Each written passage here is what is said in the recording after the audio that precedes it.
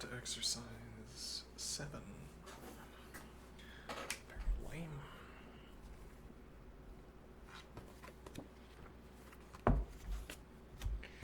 Prove theorems 6 and 7, already done. Give a counterexample to the statement.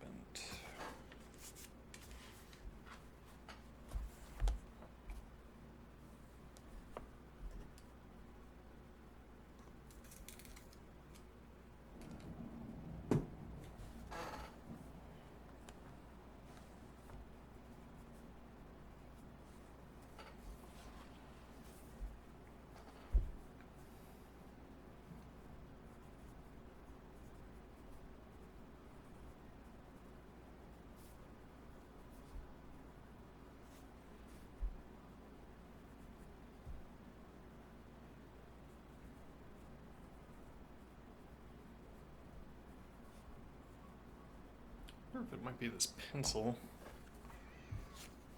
that's causing my... I don't know, I've worked through an entire pack of those pencils and not run into any problems, but...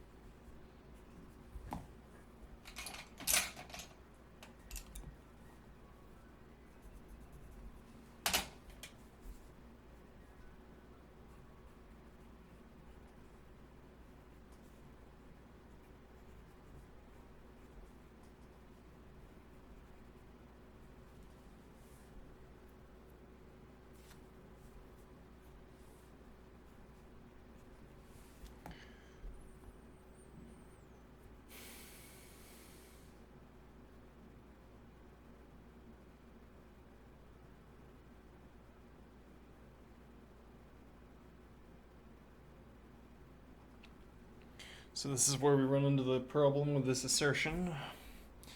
The domain of A intersection the domain of B is a subset of the domain of A intersection B. These two elements don't have to be the same. This U and this V.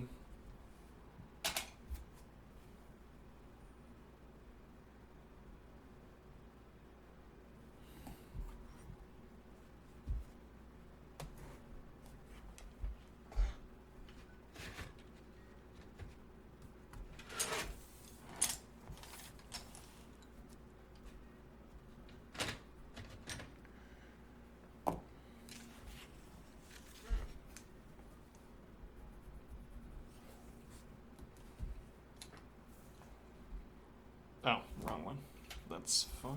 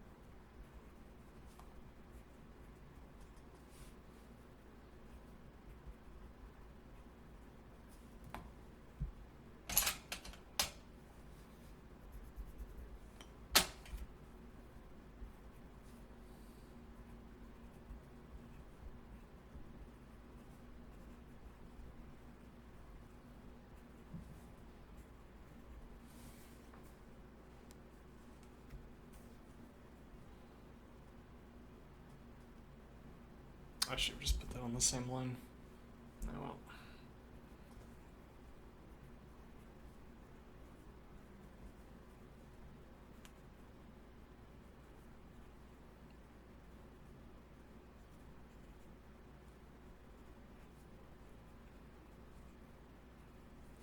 So if we go in the other direction,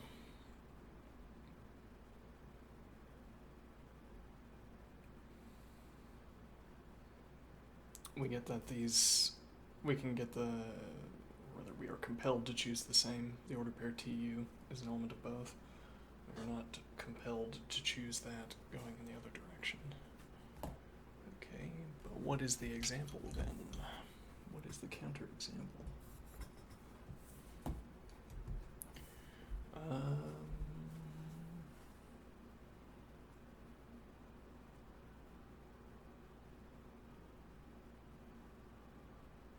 This should be B.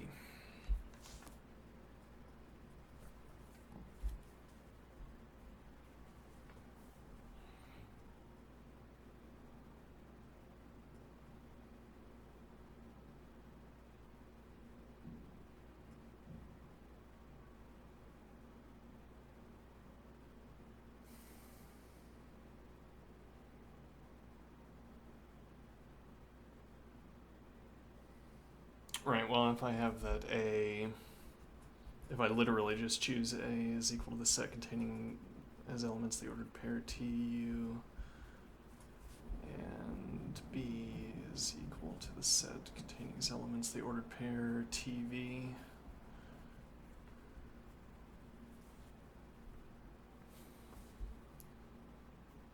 the domain of A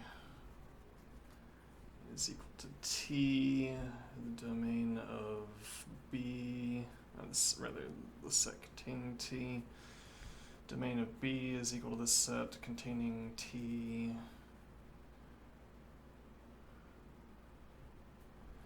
okay, and then the domain of A intersection the domain of B is equal to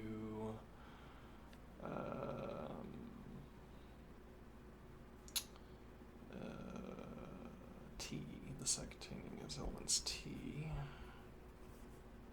semicolon, however, A intersection B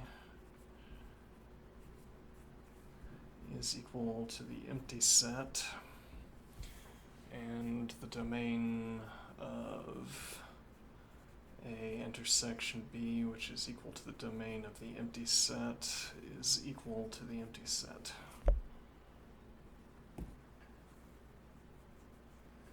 Okay.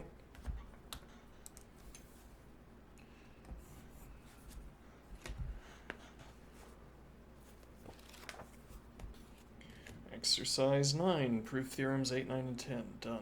Give a counterexample to the statement. Okay, exercise 10.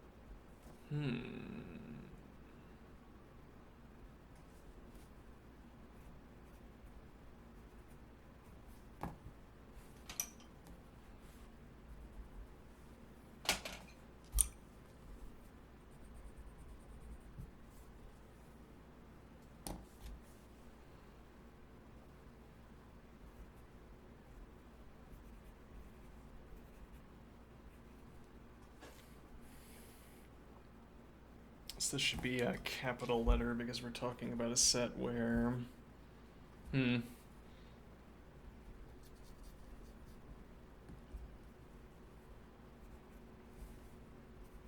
Well, so the converse, whatever this is called, is inverse, whatever, is going to have ordered pairs as elements.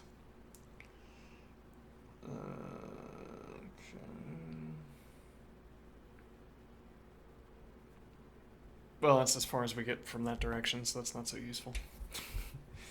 Because I can't say anything about the elements of A. We don't know, for instance, that they're all ordered pairs.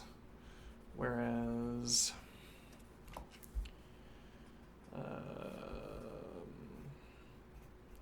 for all E,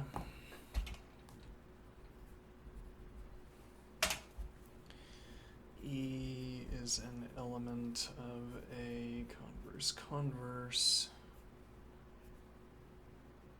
Why aren't those brackets? If and only if is interderivable with the expression there exists an S and there exists a T.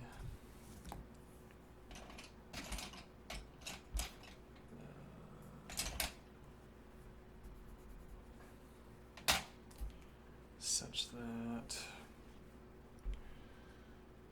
E is equal to the ordered pair ST.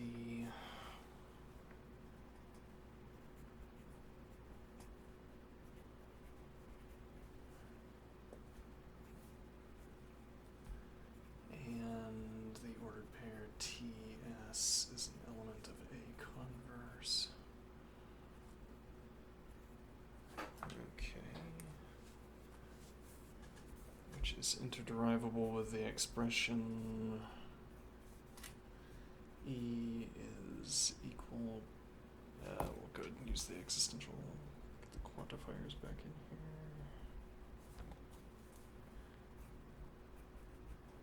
There exists an S and there exists a T such that E is equal to the ordered pair ST and the ordered pair ST is an element of A.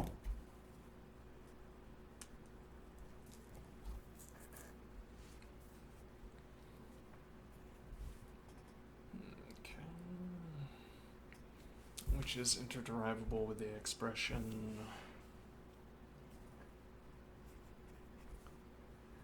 E is, yeah, okay, fine.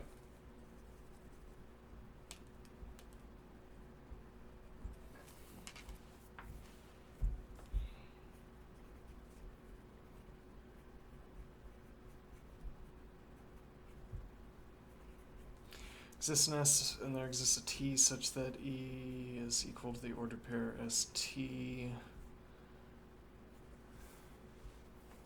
and the ordered and whether E is an element of A.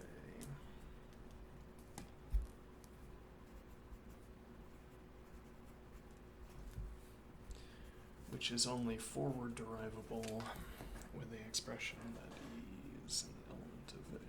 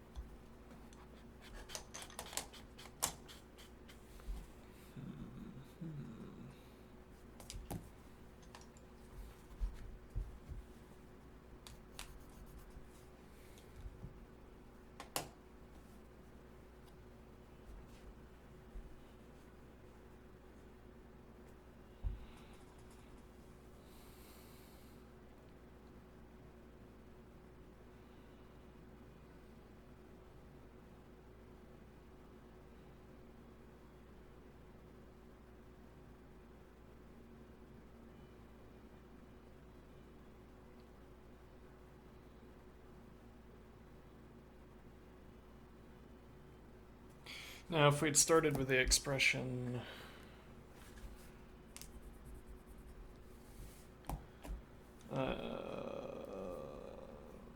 for all D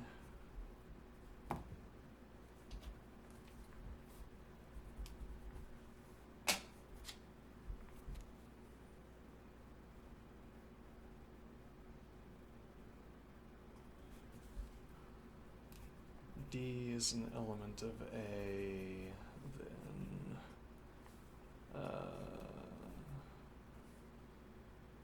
then there exists an S, and there exists a T such that D is equal to the ordered pair ST.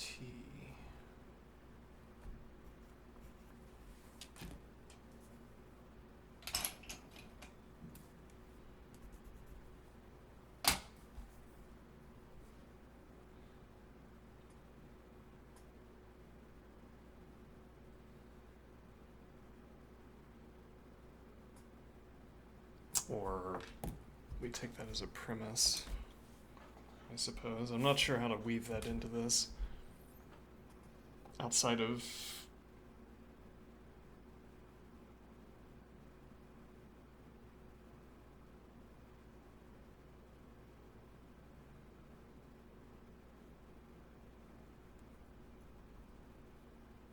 well, okay, we could do for all D is an element of A, then there exists an S and there exists a T such that D equals the order pair ST and E. Oops.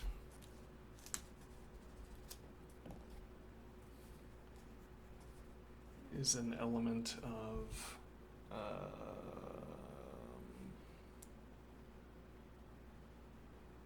E is an element of A.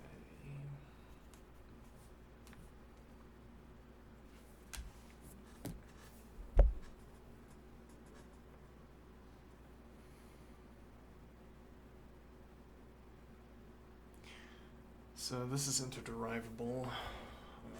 Probably we've made this point before. Might as well make it again.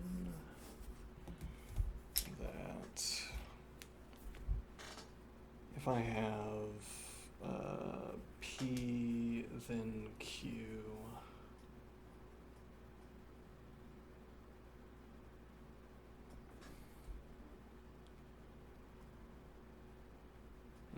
I'm not sure this is the correct way of rendering this, but okay, and P interderivable with the expression not P or Q, and P interderivable with the expression P and not P, or P and Q, where this is a contradiction.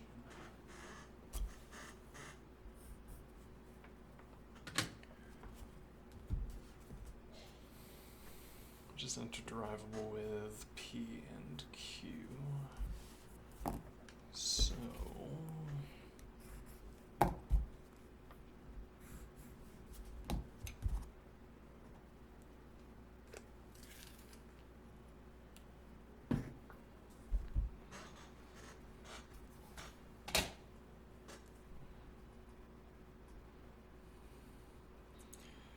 that will give us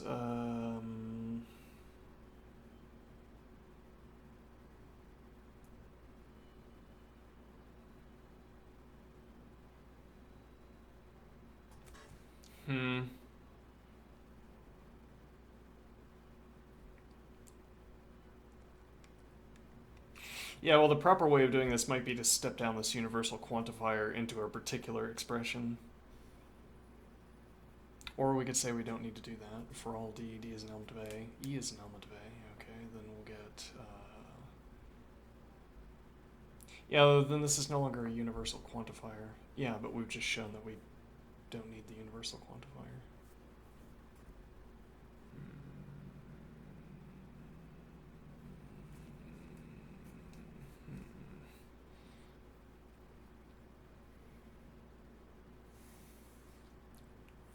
Yeah, because this doesn't say P. This is a P here. Whereas we could step this down.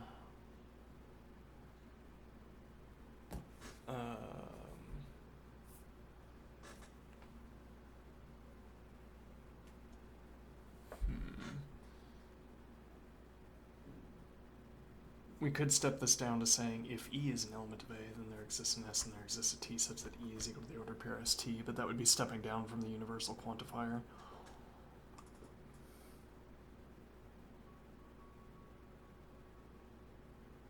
Yeah, quantification is kind of strange in this context, I am thinking.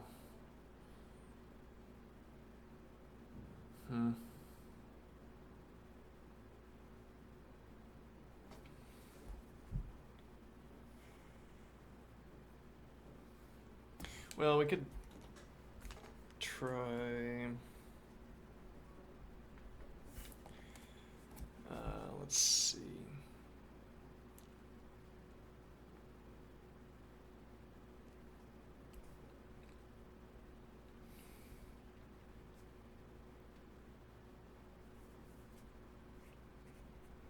For all E.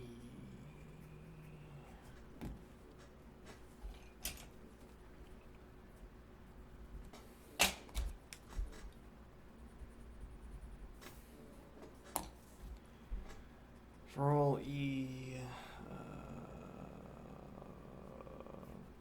E is an element of a double inverse or whatever this is, and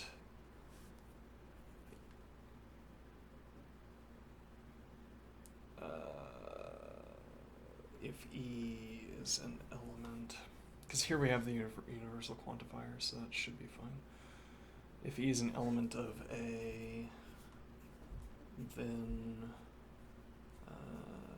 there exists an S and there exists a T such that E is equal to the ordered pair ST.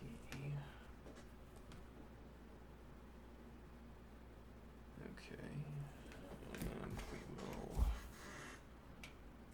store that, and then we go through the same proof.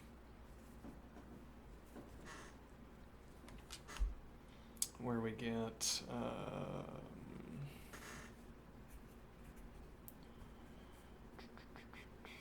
I guess I'll mark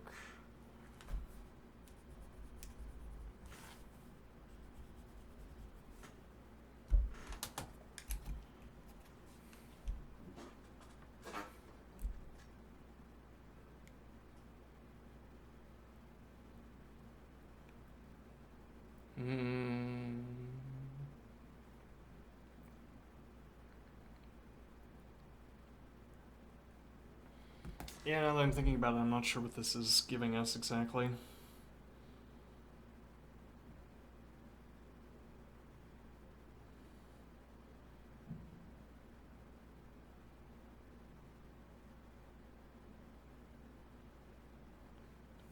Well, we're saying there exists an S and there exists a T such that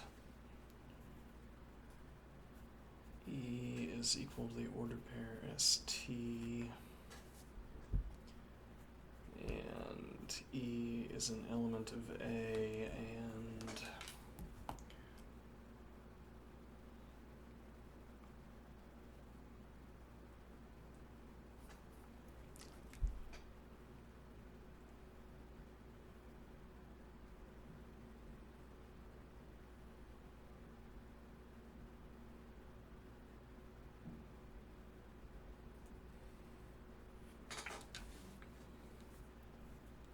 not E is an element of A, or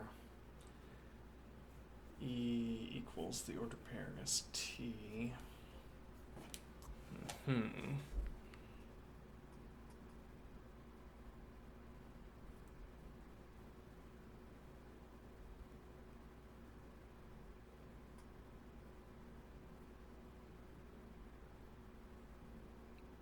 Yeah, I don't know, this is kind of strange. I feel like this is not going where we want it to go. But we don't really need it for this. I mean, what we're looking for is facility with set notation, so it would be nice if I did know how to do this, but oh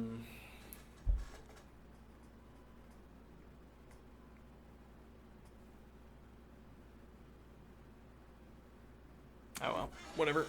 Alright.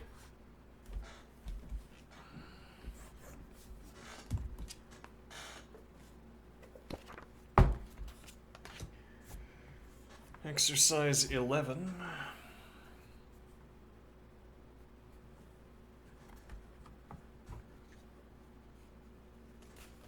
Alright, so have that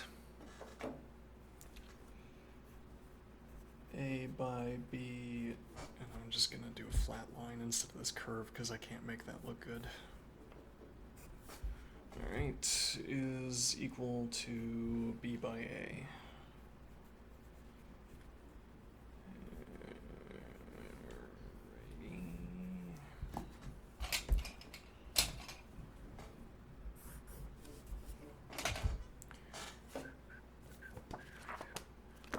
Definition for Cartesian product.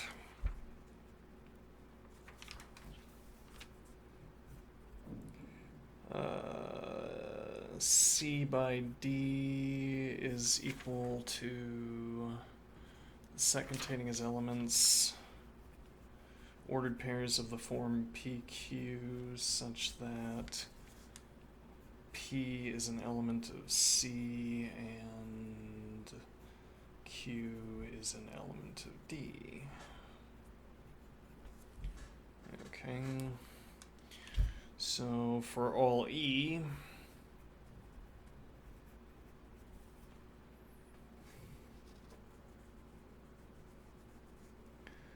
let's see. We'll start from the right-hand side.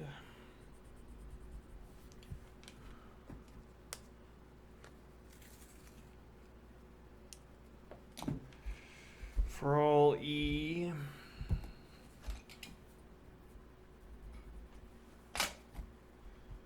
E is an element of B by A, is interderivable with the expression there exists an S and there exists a T such that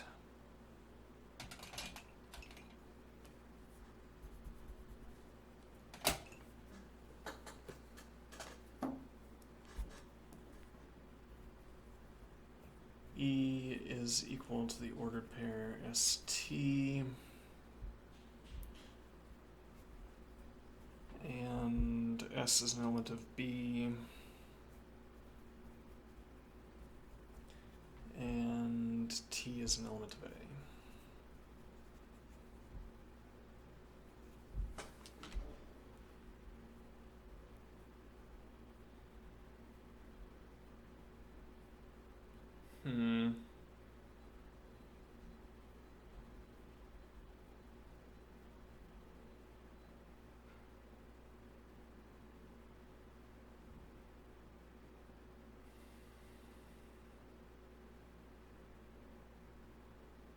Alright, I thought that was going to work without having to go back and start from the left-hand side, but that's fine.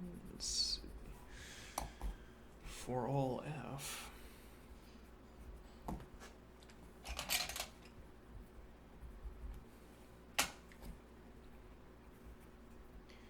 F is an element of A by B bar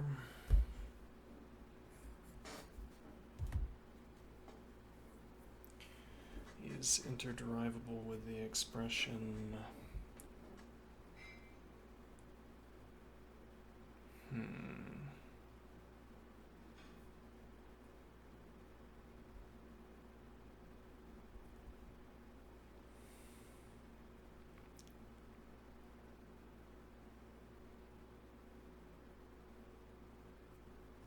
I'm not so sure about that.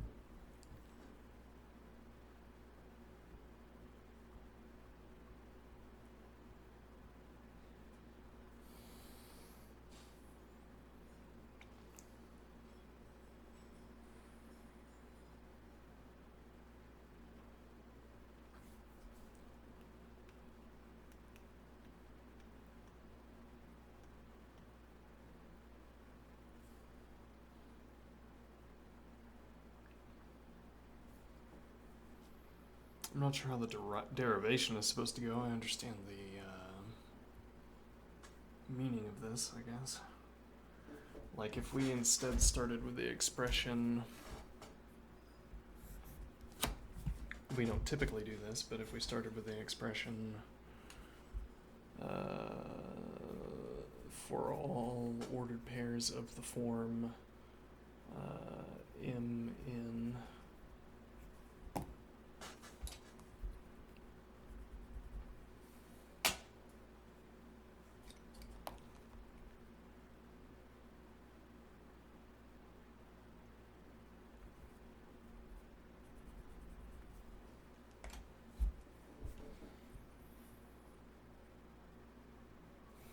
the ordered pair M in is an element of A by B bar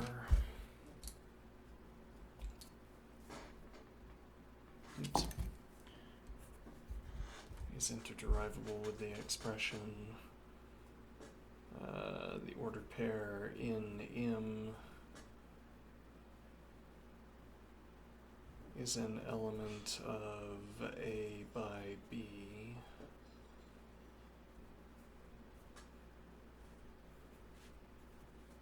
which is interderivable with the expression that N is an element of A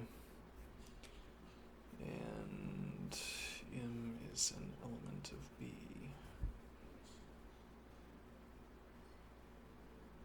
Is that interderivable?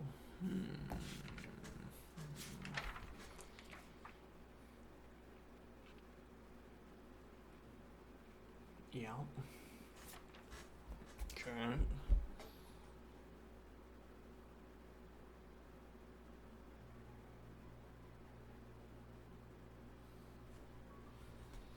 Which should be interderivable also with the expression that the ordered pair M in is an element of B by A.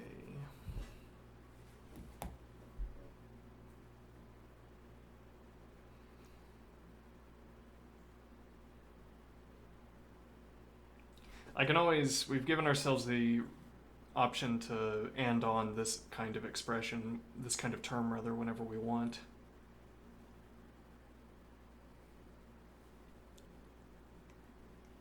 Merely asserting that if we have elements like S and B quantified, we can talk about an ordered pair that contains them.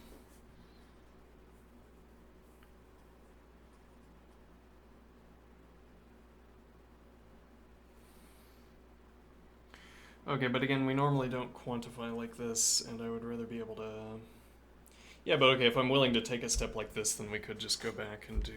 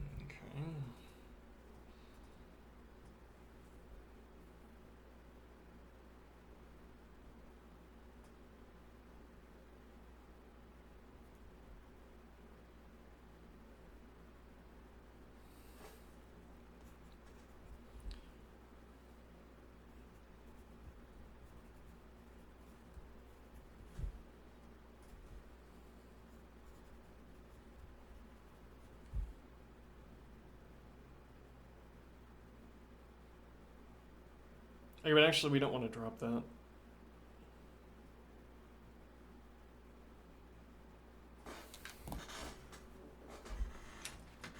And the reason we don't want to drop that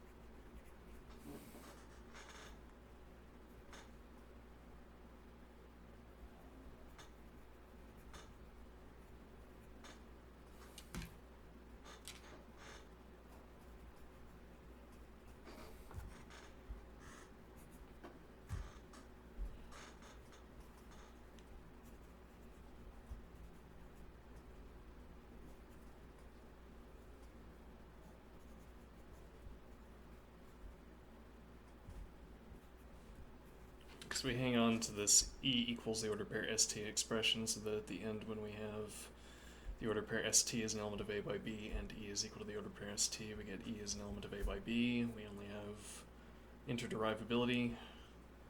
And back at the beginning we started with... Alright, we can redo that one. This is messy. Alright, sample 11.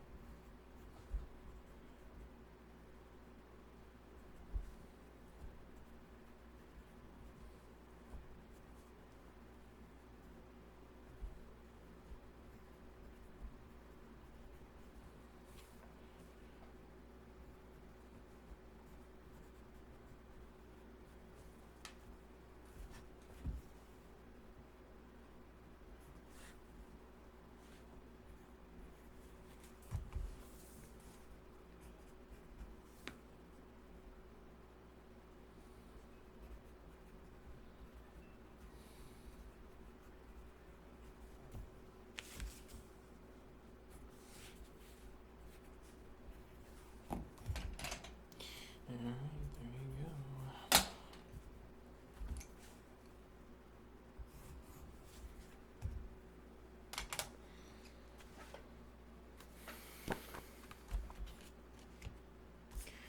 Exercise 12, proof theorems 13 and 14 done. Exercise 13, proof theorems 16, 17 done. Exercise 14.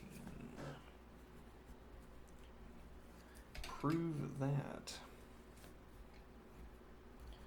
A by B slash A by B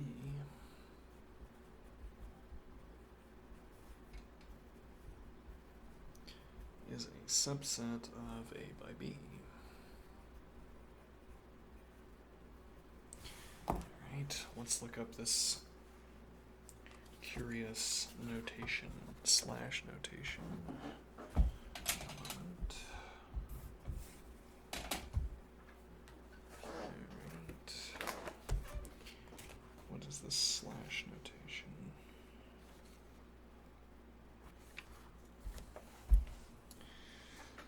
C by D, C slash D rather, is equal to the set containing as elements ordered pairs of the form PQ such that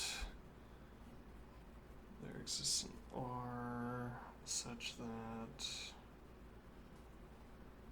right, the ordered pair PR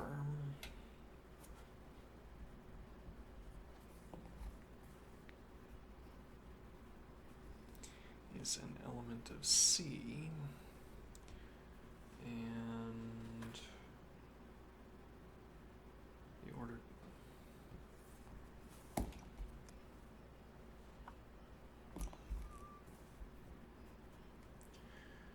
the ordered pair RQ is an element of D.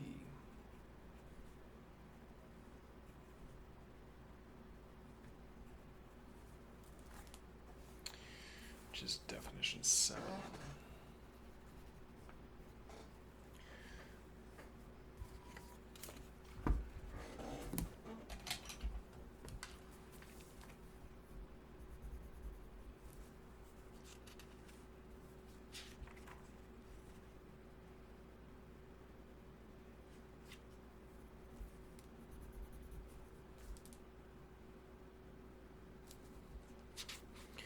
Okay.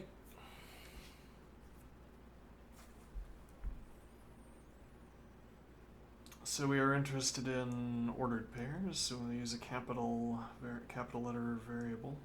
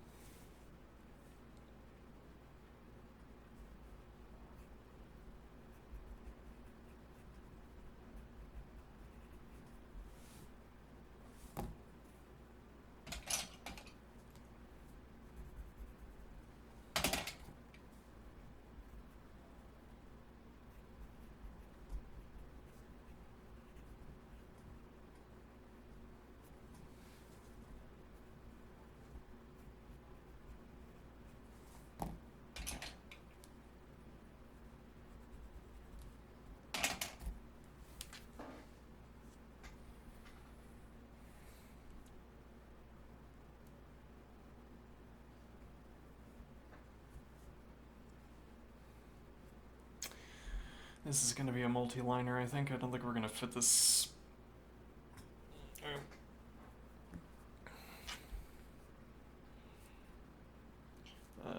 Let's see.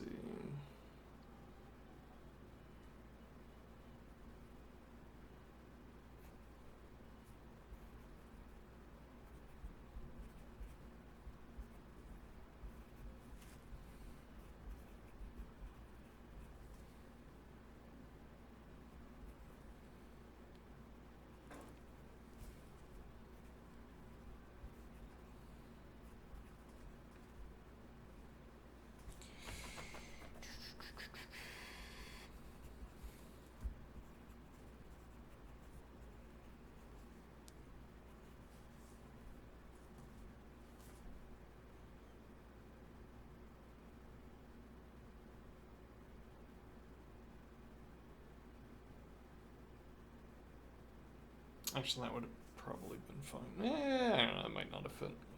Alright,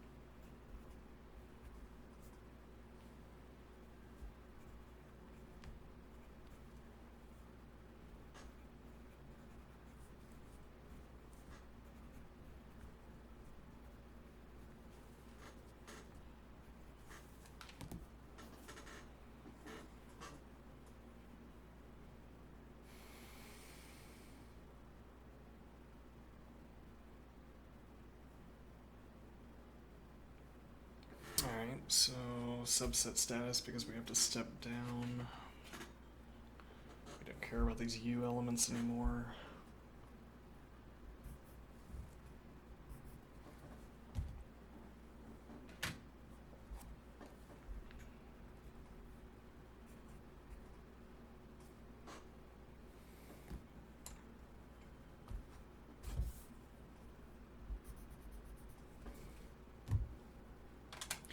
That's strange, because then we can derive...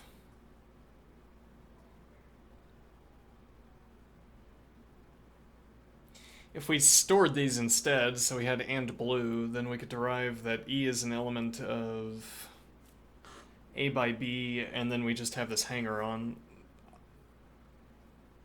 And yet this is also my signal that, like, if we had to look around for... if we had to look around for the reason why this is not bidirectional, this is where we would start, and that's probably correct. Or it has turned out to be correct in the past to start in such a position. Even though stepping this down doesn't seem to have anything to do with...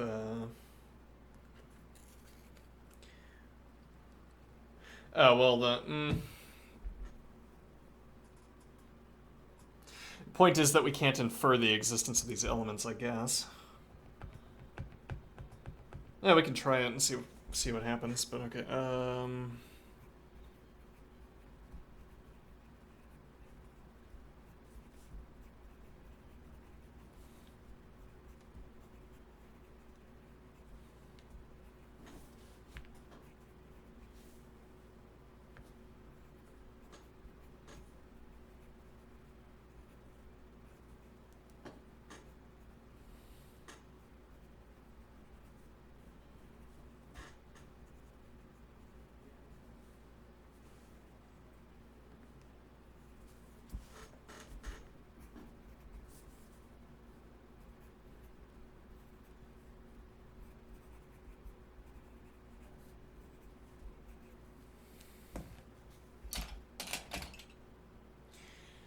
I mean, if all we're trying to do is complete a proof, well, and you might start a sentence like that to contrast completing a proof. All we have to do, all we want to accomplish is complete a proof. That sounds like I'm saying, if we're merely trying to satisfy the requirements of the exercises, e.g., which makes this sort of pragmatically directed towards satisfying a class requirement or something. But okay, if we merely have to complete the proof, this step-down step, where we can't derive the required expression without and reducing, is enough. Okay, but it's like it's been handed down from above. I've been given a rule by the paperwork factory that says you don't have to care about why. You don't need to care about why and reducing here is a problem for us, or rather, you don't have to care about why we would run into a problem if this was a biconditional instead of a forward conditional. Just do it. Okay, and then I'd say, fine. And then somewhere embedded into a computer would be a reason why. Something we could point at, and then we'd say, this point in the code is where things would go wrong if this were biconditional instead of forward conditional, biderivable instead of forward derivable. But okay, so if we want to see the reason, such as it is, let's try to go in the other direction. Well, and we run into the problem immediately if we say for all f, so this was the forward direction. If we say for all f,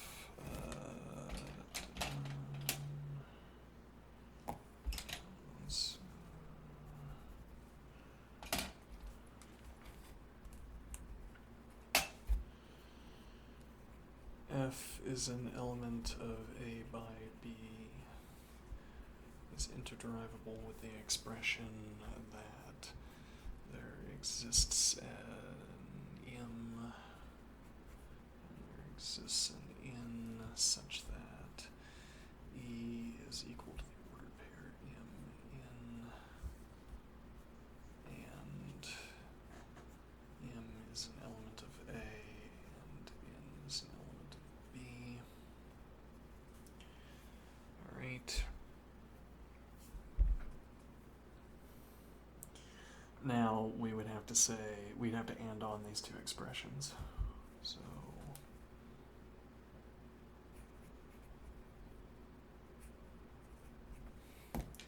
either of these two would be a system error.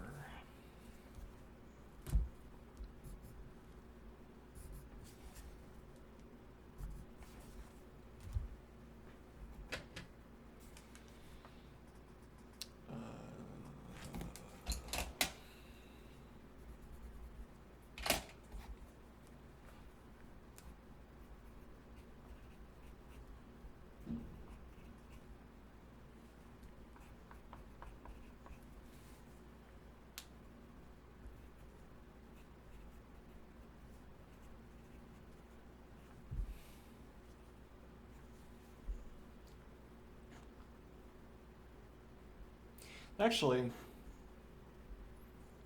why though? Why would this be a system error?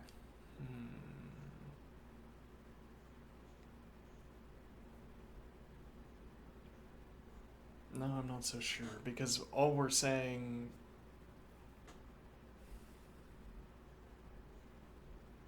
We're already asserting that we have elements of A and B, so why is it a system error to assert that there are these additional elements of A and B? As in... Interesting.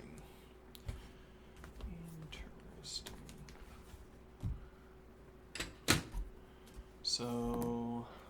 let's see.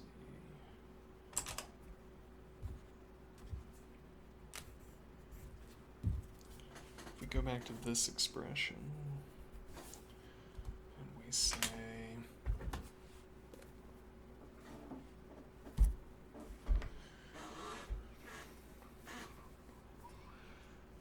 there exists an M, and there exists an N, such that... Ah, yes, okay, that's probably, that might be why. E is about scoping, or about binding. E is equal to the ordered pair mn, and m is an element of A, and n is an element of B. So we'd want to say...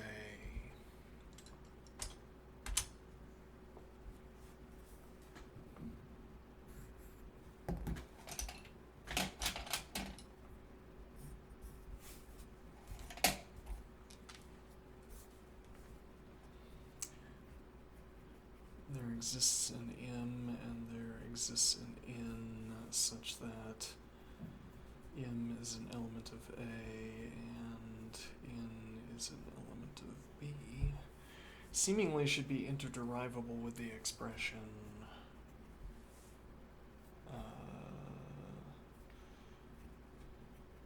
there exists an M and there exists an N and there exists a U and there exists a V, such that M is an element of A and N is an element of B and U is an element of A and V is an element of B. Well, because we already know that there exists such an element, we just claimed it.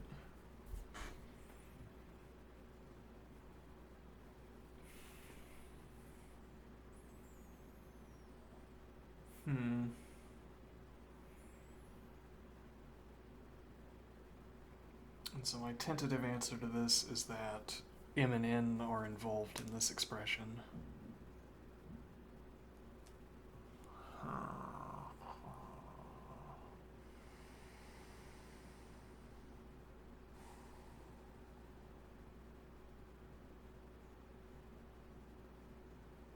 what do we actually need from... So we say, yeah, so U in this case is an element of both A and B. Right, so actually we're only quantifying one of these.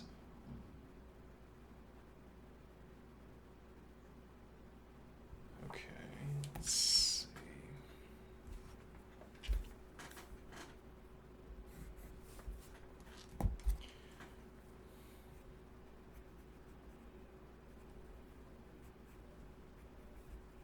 Which turns out not to be about scoping.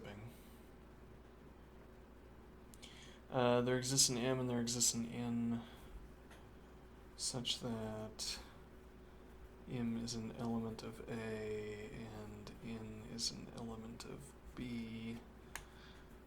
Right, and now either of these is a system error.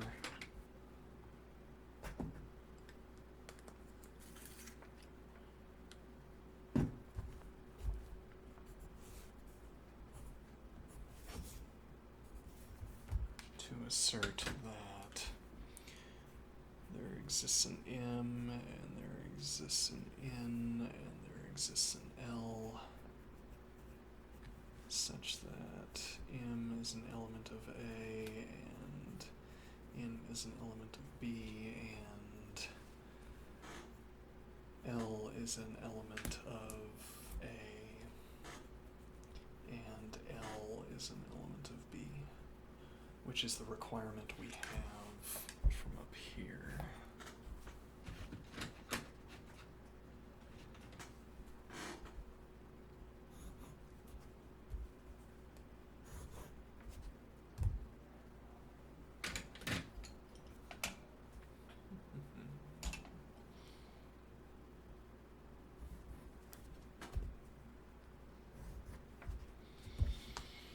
Okay, I believe it.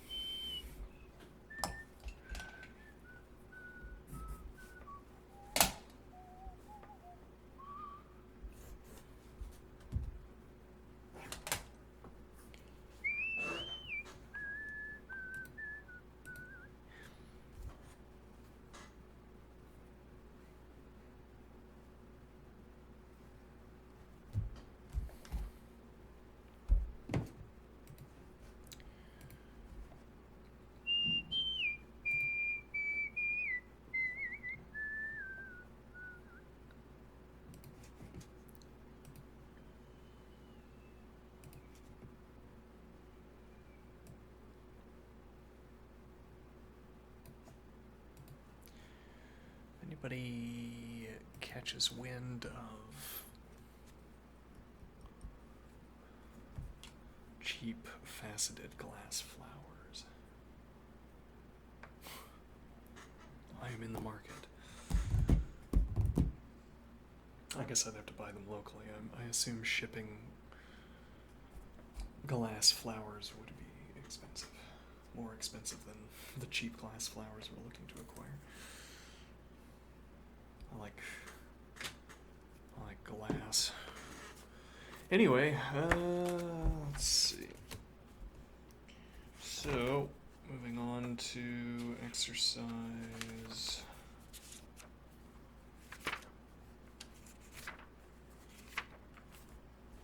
Uh, 15. Prove theorems 19 through 22, done. 16, prove theorems 24 and 25, done. Give a counterexample to this statement, right?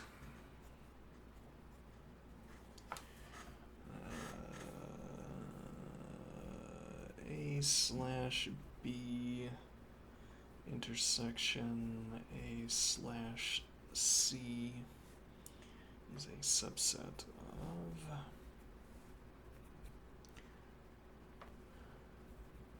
I wonder if my stream would be improved. I wonder if my disposition would be improved if I had some art lying around.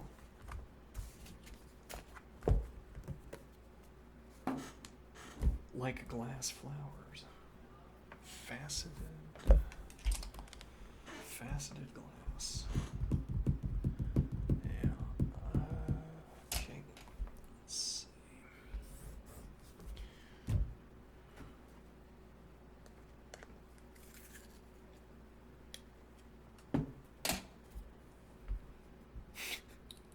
One of my flights of fancy was that you could get a glass flower industry going, and it would replace florists. Why would you get someone a perishable flower when you could pay twice as much and get a permanent flower? Except it would be more like paying 10 times as much is the problem. Still, permanent. Anyway, let's see. So once again, this is going to be ordered pairs, so we'll use for all D. Okay.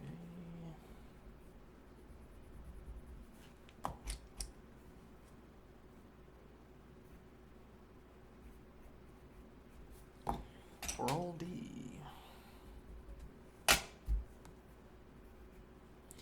D is an element of A slash B intersection A slash C is interderivable with the expression that D is an element of A slash B and D is an element of A slash C. Okay, which is interderivable with the expression. So there exists, let's see, so we're going to need two separate pairs of quantifiers, which is probably where the forward derivability is coming in. There exists an S and there exists a T such that D is equal to the ordered pair ST, and S is an element of A, and T is an element of B. Okay, and there exists a U and there exists a V such that D is equal to the ordered pair UV, and U is an element of A and V is an element of B. Okay, rather C.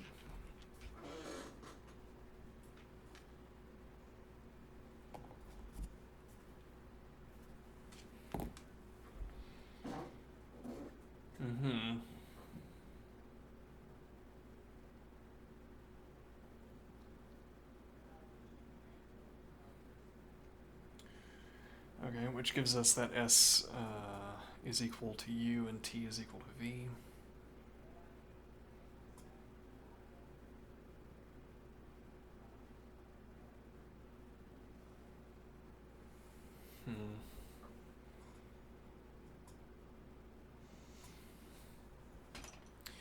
But why does that make us step down?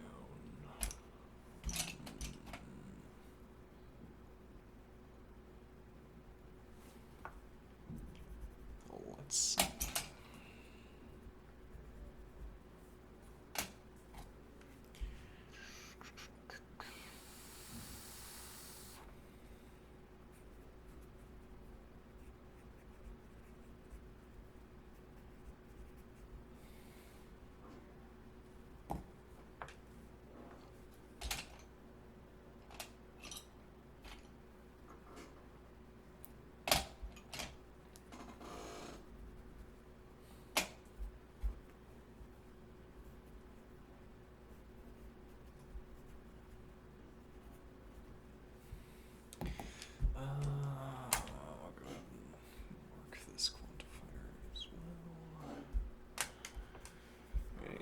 D is equal to the ordered pair ST, and S is an element of A, and S is an element of A, and T is an element of B, and T is an element of C.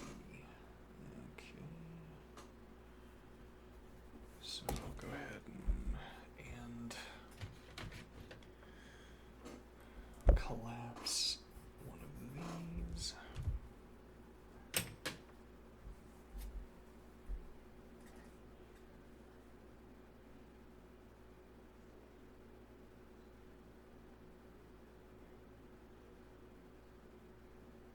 What is the slash operator again?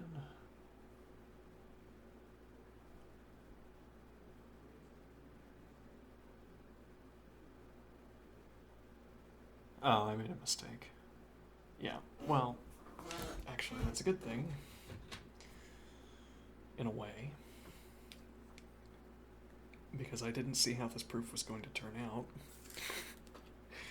So, if I had not made a mistake, we would be in a worse position.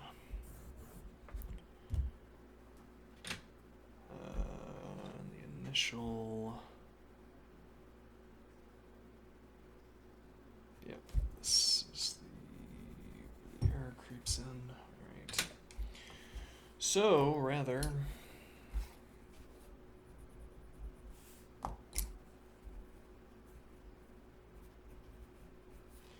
for all D,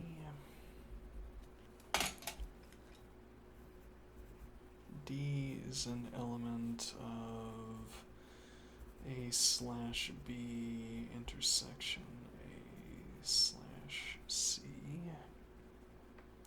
So we actually need two triplets of quantifiers instead of two doubles, two pairs. Let's see, D is an element of A slash B, and D is an element of A slash C. Okay.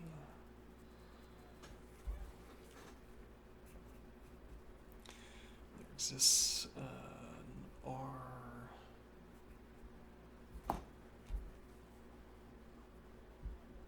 We can do PQR STU. Okay, there exists a P, there exists a Q, there exists an R.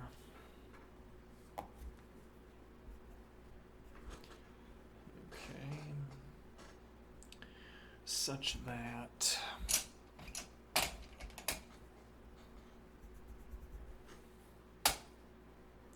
yeah, it's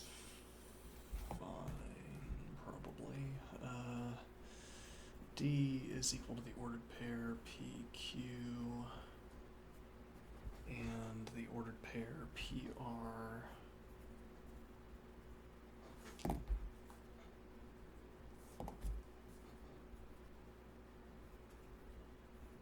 is an element of A and the ordered pair RQ is an element of B. Okay. And there exists an S, and there exists a T, and there exists a U.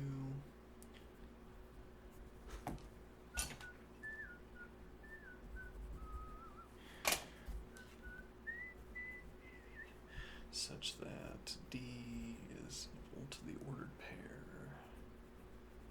ST and the ordered pair SU is an element of A and the ordered pair U T is an element of C. Okay.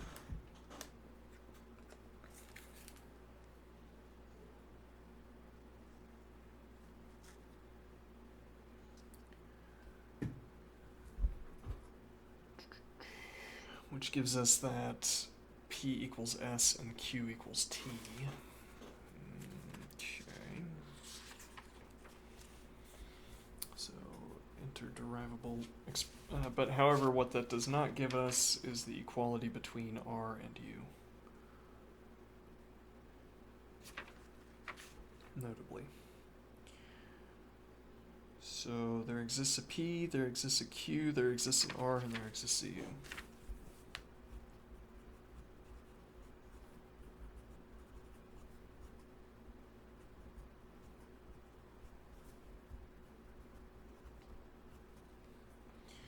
Such that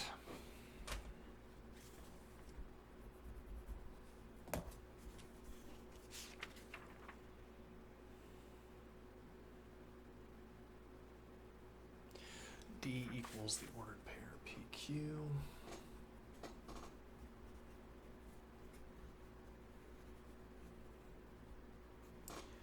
And the ordered pair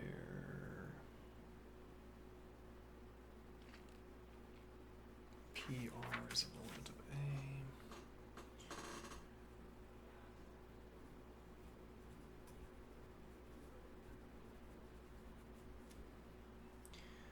And the ordered pair RQ is an element of E. And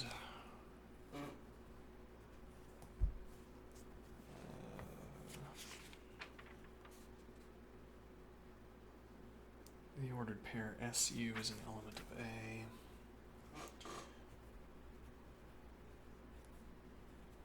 No, rather, PU is an element of A.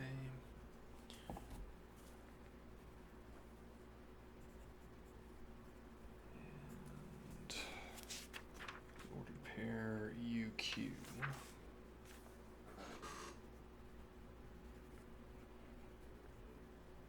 is an element of C. I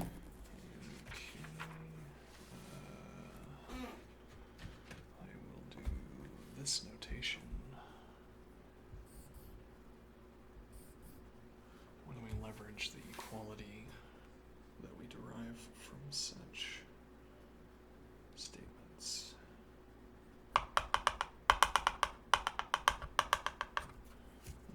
Okay.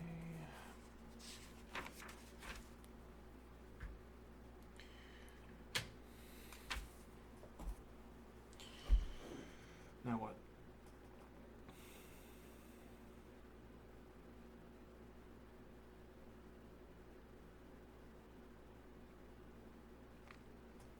What is the author wanting me to show? Counterexample? Yes, well, it would be quite difficult to prove.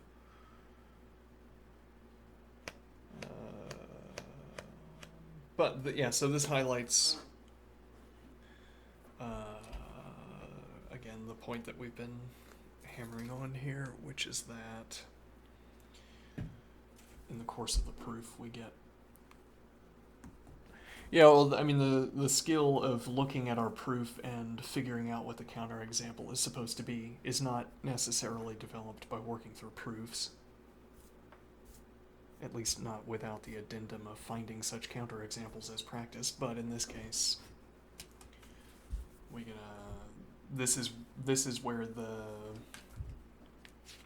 the forward derivation breaks down, and this is also where we find our example. Okay, so if I say, let me think here. Yeah, though, unfortunately, I don't know what this expression is trying to say, so it's difficult to, let me think here.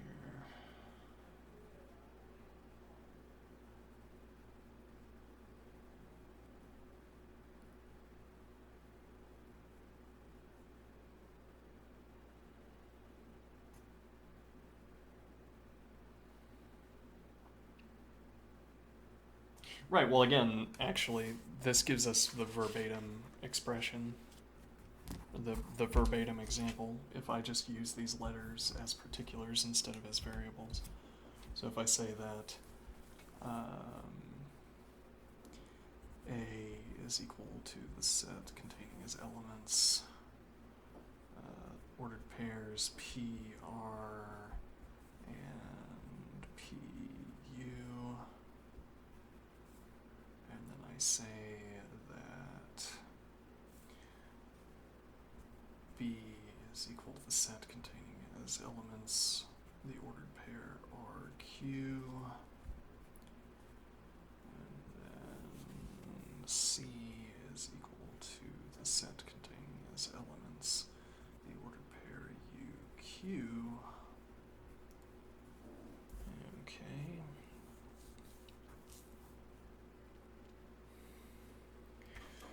Now, A slash B.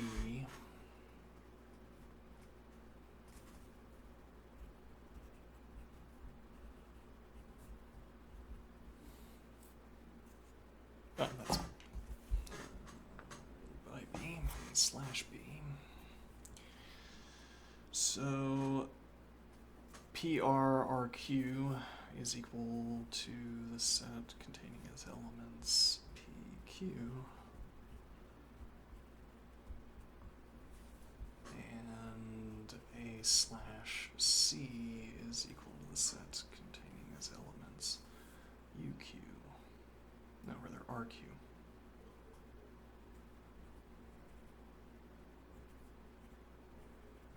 Wait a minute.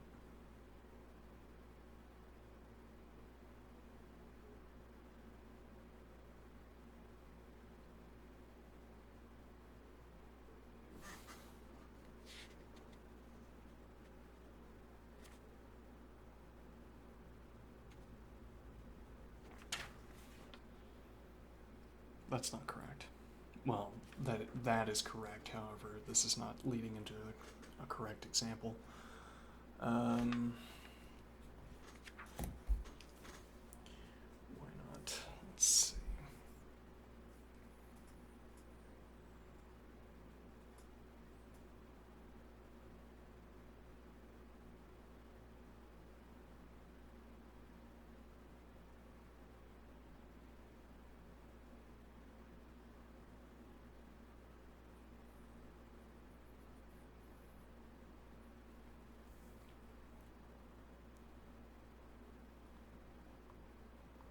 No, I'm doing, yeah, this was correct.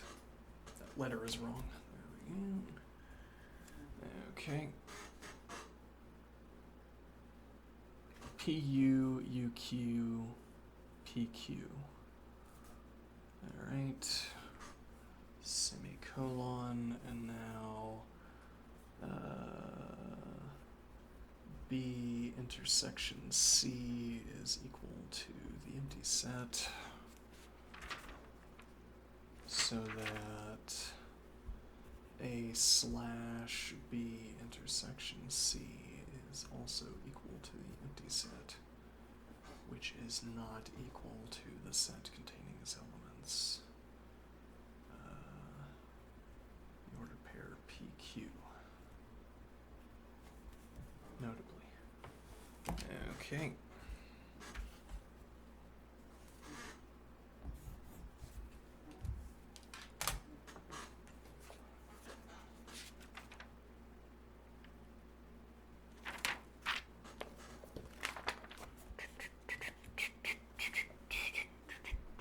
Prove theorem 27 done. Exercise 19. Prove that if X is an element of the domain of A, then the ordered pair XX is an element of A slash A converse.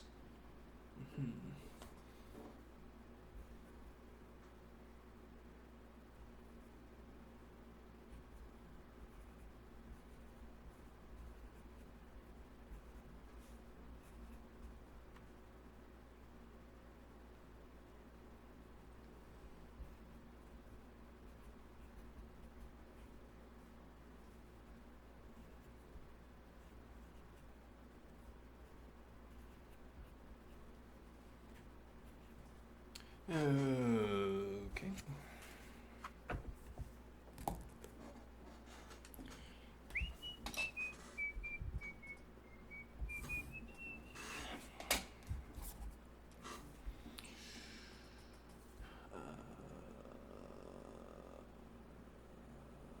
for all t,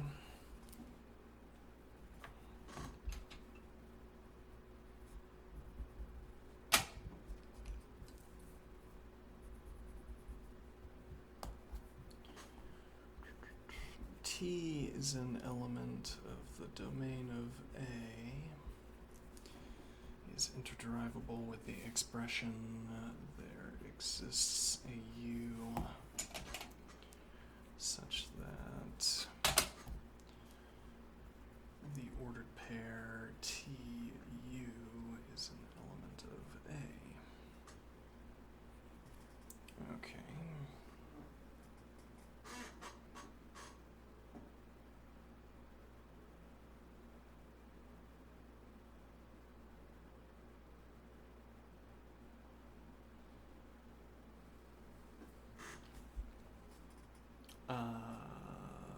Which is interderivable with the expression the ordered pair TU is an element of A, and the ordered pair UT is an element of A bar. Okay. Well, I mean, this is used as the complement symbol in other set theory notations.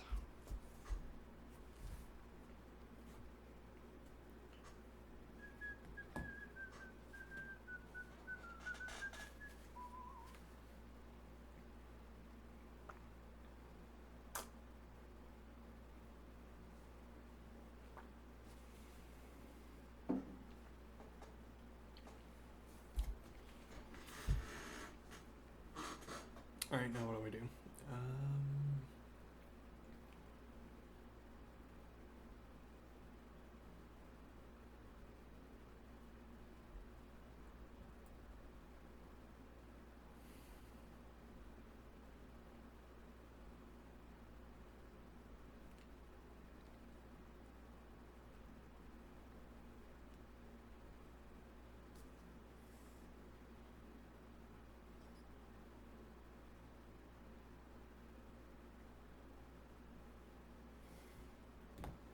I'm not sure where the forward derivability is coming from. So again, if we look at the definition for the slash operator, the order pair C/D is equal to the set containing its elements ordered pairs of the form PQ such that there exists an R such that the ordered pair PR is an element of C and the ordered pair RQ is an element of D.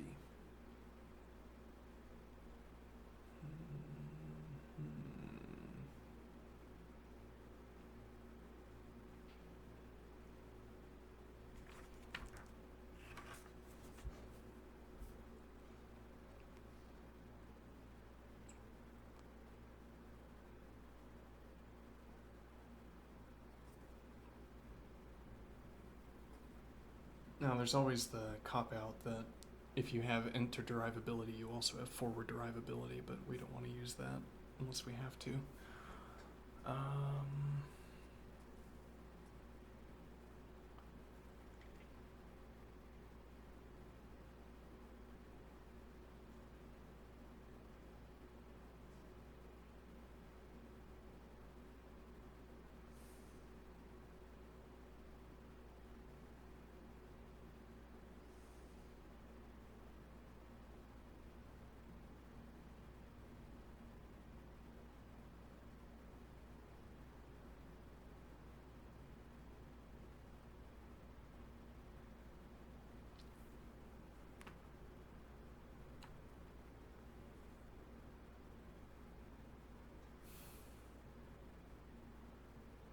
Well, we can try going in the other direction. I don't know where it's going to...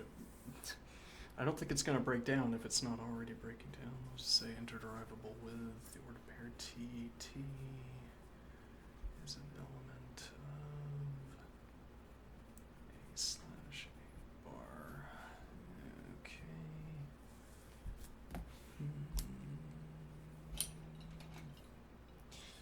Okay, let's try going in the other direction. See if it reveals anything right off the bat. Okay, so the ordered pair for all. Hmm.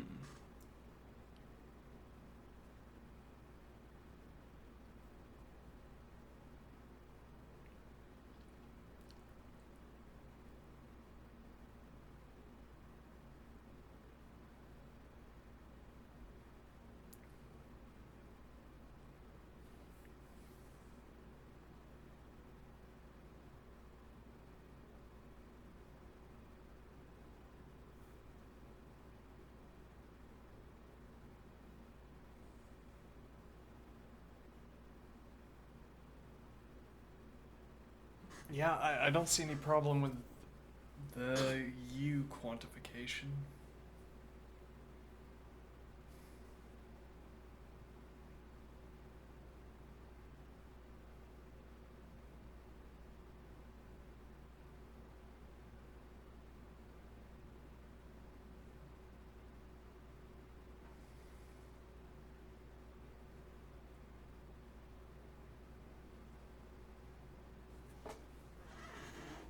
Hmm.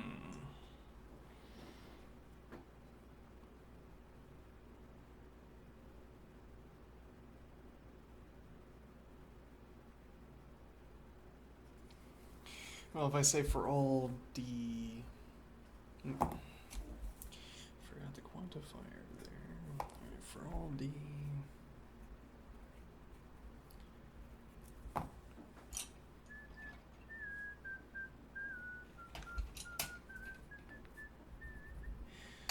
For all D is an element of A/A bar is interderivable with the expression that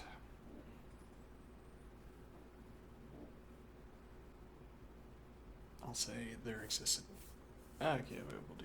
Yeah, okay, sure. We'll say there exists a T and there exists a U. Exists a T and there exists a U. And we're gonna run out of room. Okay, well, there exists a U and there exists a V. Do all the quantification up front.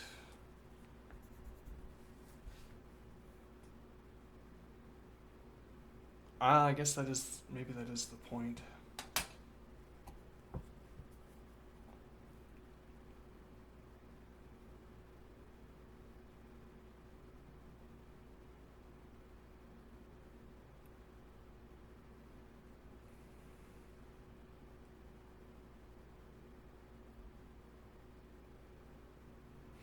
Well, let's write it out and then we'll say what the point is.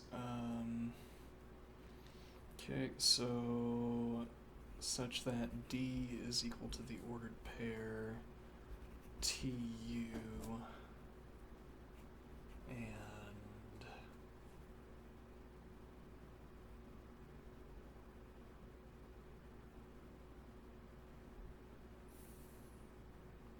well, this isn't really giving us what we want because it's not just any D that we're talking about here. We're specifically talking about the ordered pair, the reflexive ordered pair. D equals the ordered pair TU and the ordered pair TV is an element of A and the ordered pair VU is an element of a bar.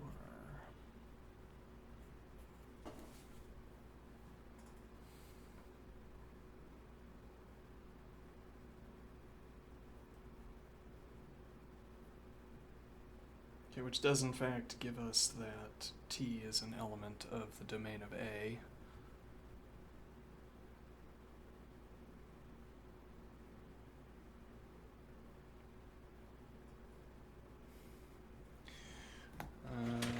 Let's call that a routing error.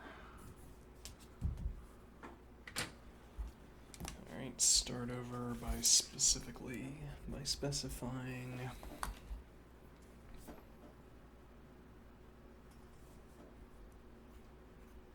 for all t, the ordered pair TT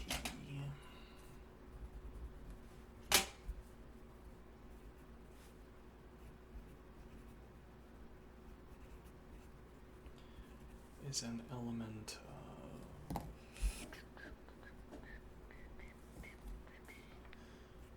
A slash A bar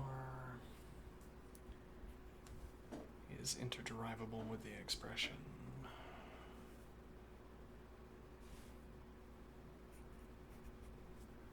there exists a U.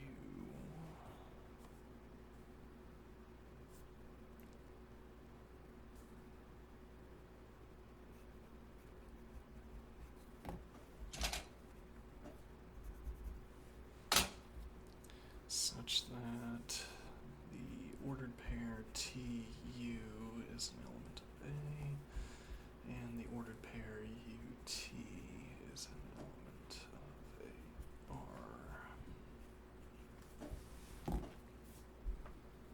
R. Okay, which is forward derivable. We can immediately shed this term.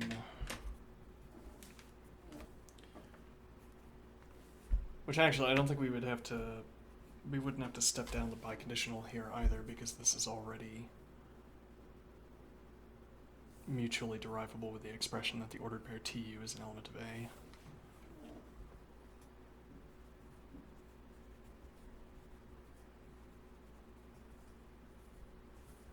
Okay, which is in turn interderivable with the expression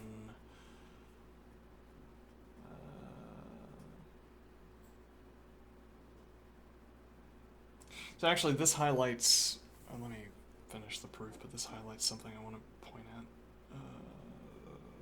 T is an element of the domain of A. Okay, so seemingly this is interderivable, not merely forward derivable.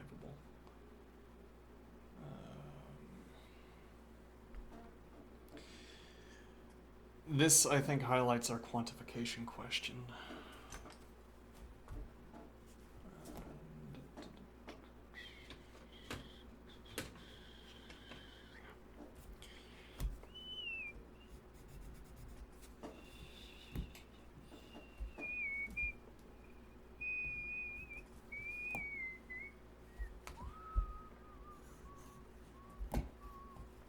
A quantification question that we've asked in the past.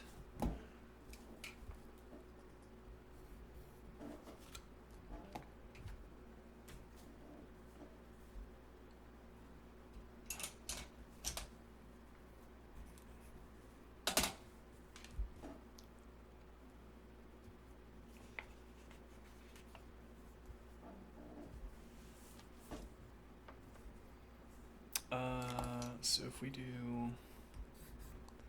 here,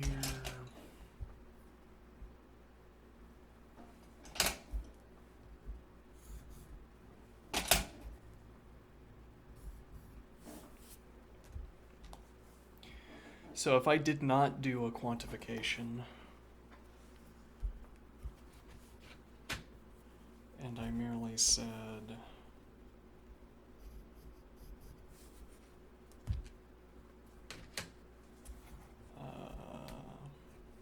the ordered pair TU is an element of A.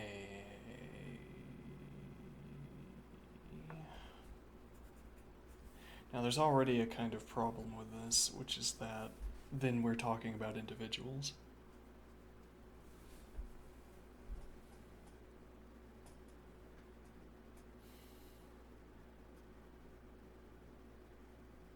Which we haven't had to do either ever or for the most part. The ordered pair TU is an element of A. Seemingly, I would want to step down if I carried this expression forward because 2t is an element of the domain of A. And the reason for that is that this expression is interderivable with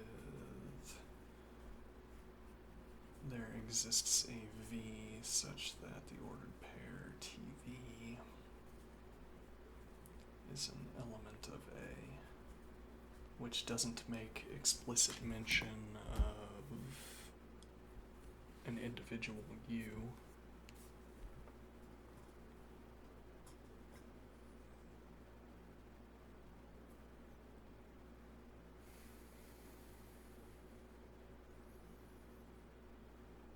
Whereas if I had started with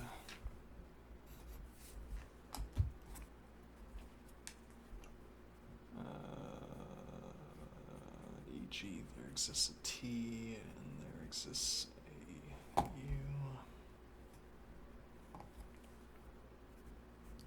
such that the ordered pair T U is an element of A, I would say that that is interderivable with the expression that T is an element of the domain of A, because then that is interderivable with there exists a V such that pair TV is an element of A. I get back my existential quantifier.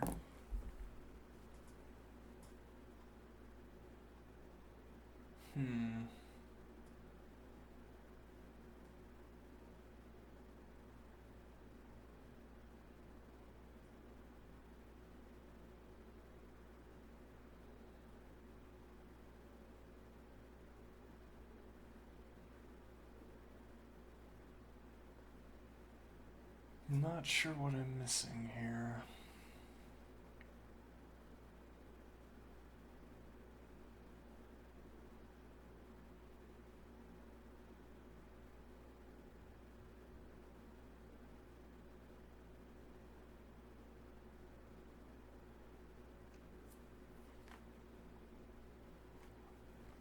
Notably, this would remain true if A were equal to the set containing as elements the ordered pair TT. Then still there would exist a U such that the ordered pair TU is an element of A and the ordered pair UT is an element of A.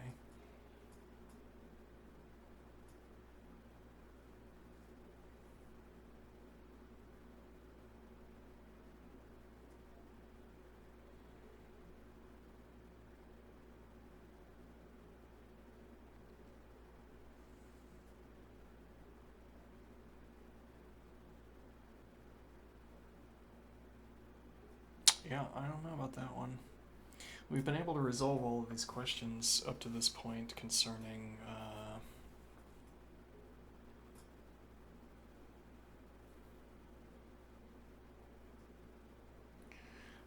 forward and backward derivability, but this one, I can't think of a counterexample either.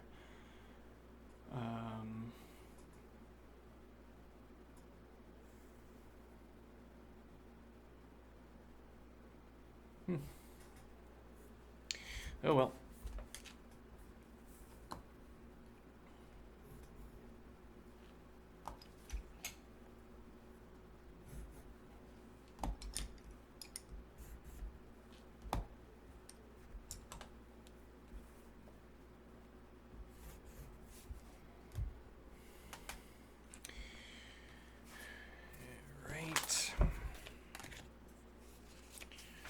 Exercise 20 is in 5 parts.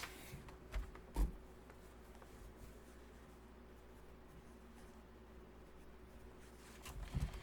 will begin those 5 parts after a break.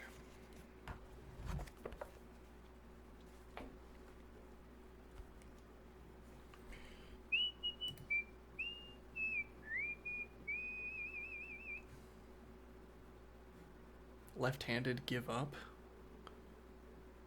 What? Why would that motivate me to give up?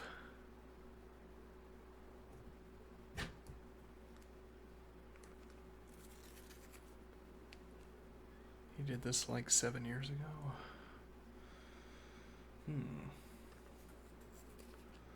Do you happen to know off the top of your head why this would be forward derivable instead of interderivable? I'll return for your response in a few minutes. I'll be right back.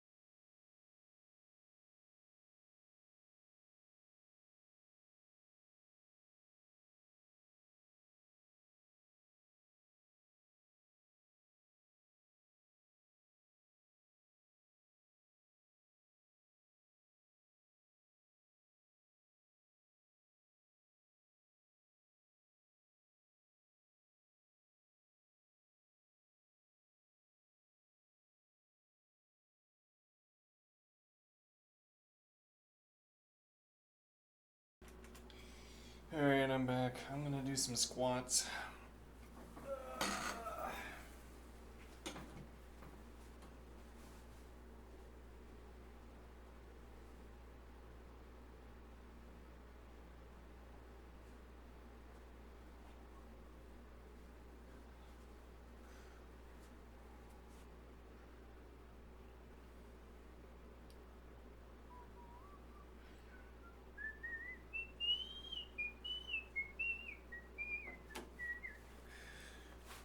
Alright.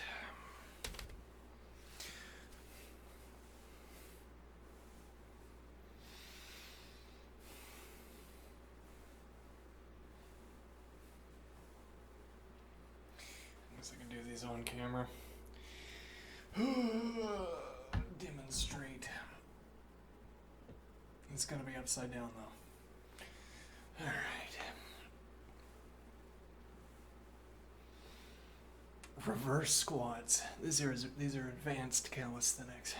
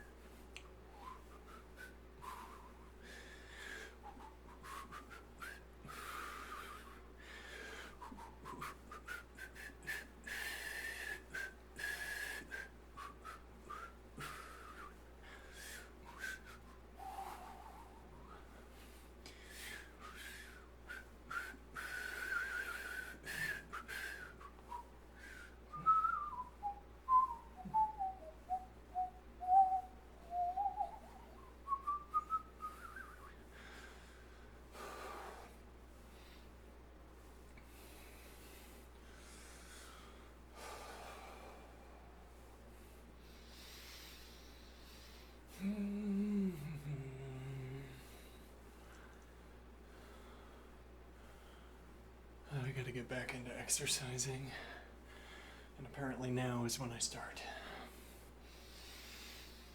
Taking a break for about a week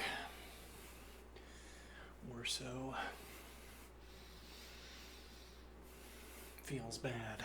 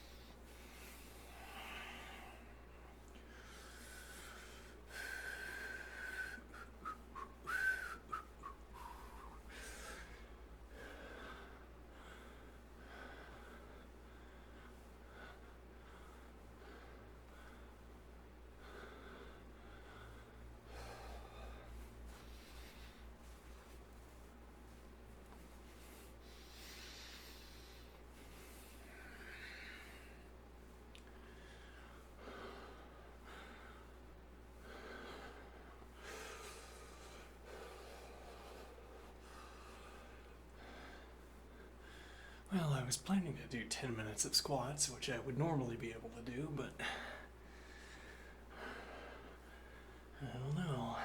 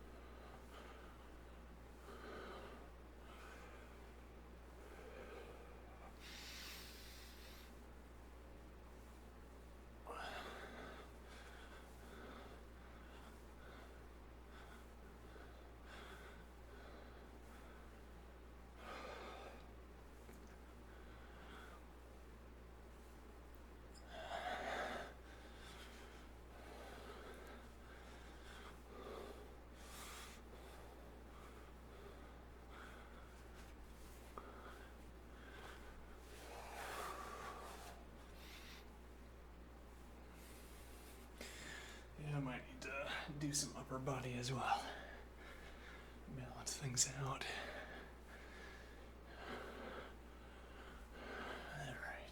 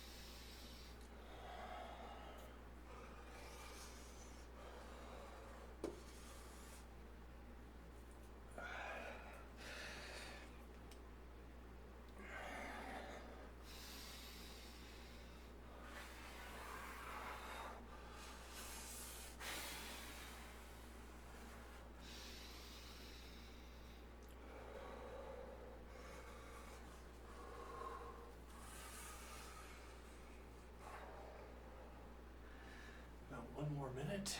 Okay.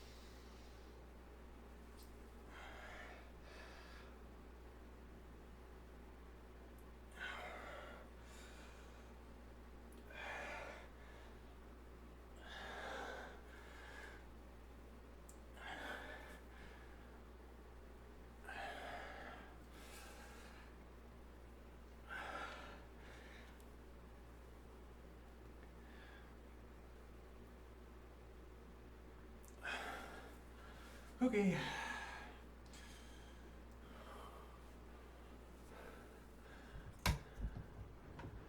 Now I have about another hour of set theory.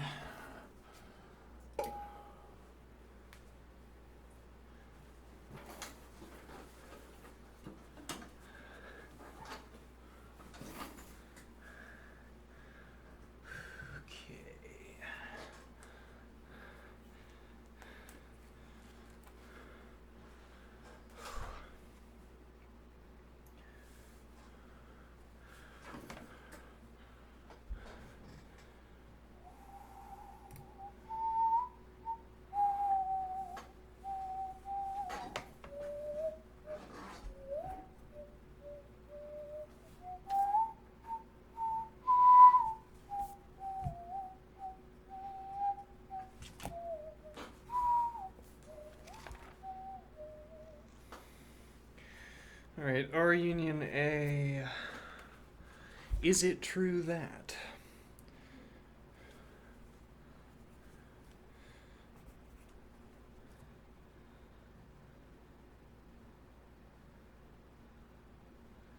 R slash union A,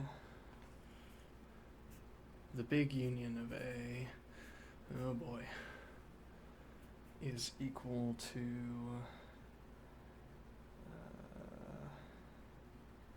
the big union of R slash A. We haven't used that notation in months, I feel like.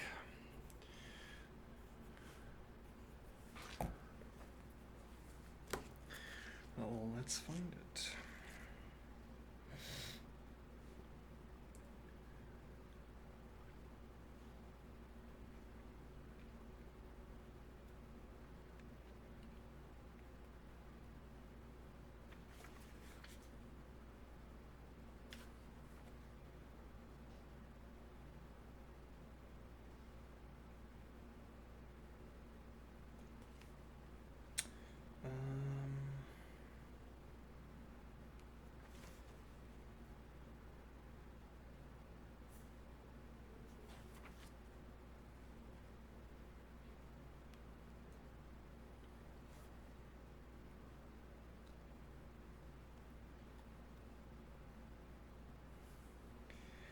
Alright, the big union of A, I'll say the big union of C. Big union of B.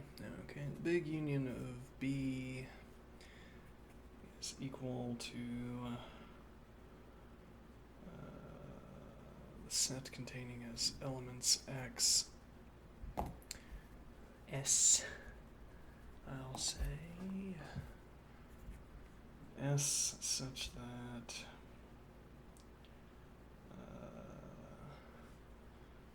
there exists a C such that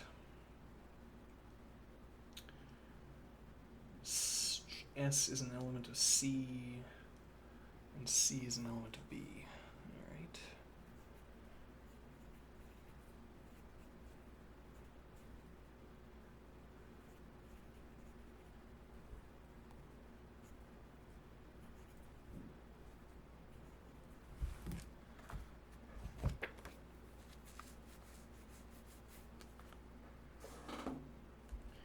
which gives us the statement that for all R, R is an element of the big union of B is interderivable with the expression that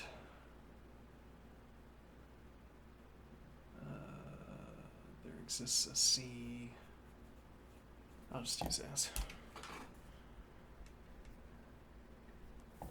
For all S, S is an element of the big union of B is interderivable with the expression that there exists a C such that S is an element of C and C is an element of B.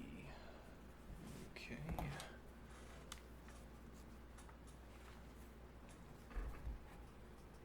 So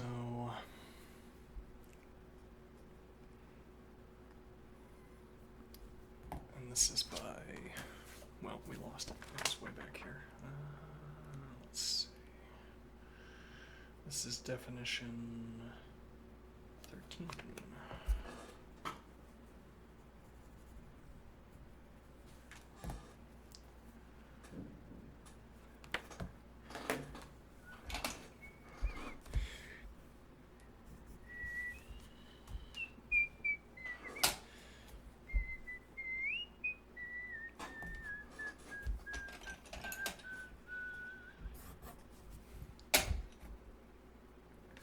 Alright, so for all D,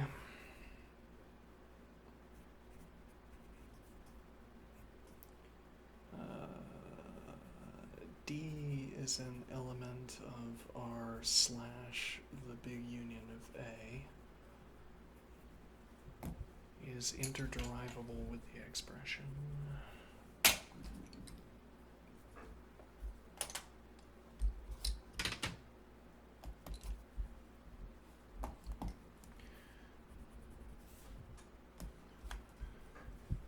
let me think here. Yeah, okay. So R slash the big union of A is going to be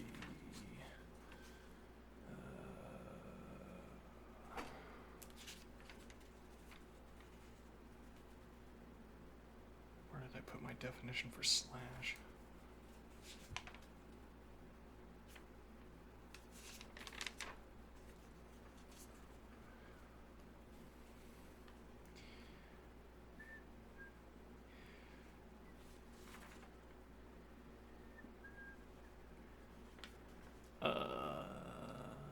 If I had been more assiduous with noting my definition invocations with goldenrod, then I would spot the goldenrod. We would just have to play a game of spot the goldenrod, and I'd have my definition handy.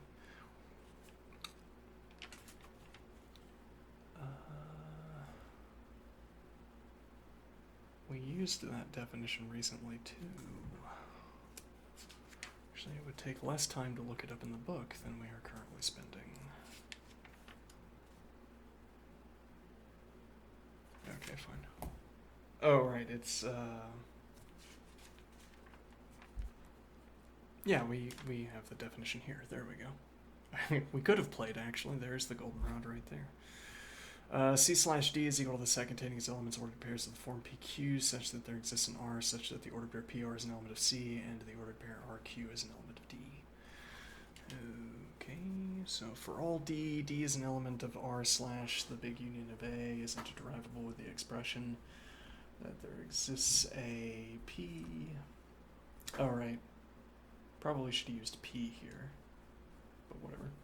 There exists a P and there exists a Q such that D is equal to the ordered pair PQ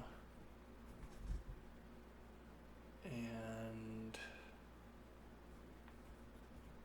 P is an element of, no, okay, this is notebook management. We need to go to a new line. No way that's gonna fit. Alright, there exists a P and there exists a Q, and I mean sometimes we do line breaks, but there exists a P and there exists a Q such that D is equal to the ordered pair PQ, and there exists an R such that the ordered pair PR is an element of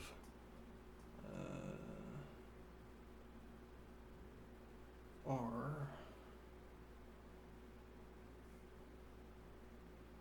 Wait a minute.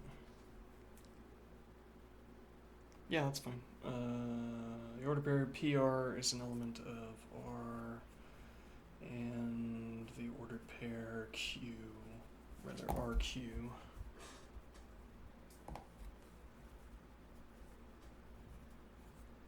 is an element of the big union of A. Okay.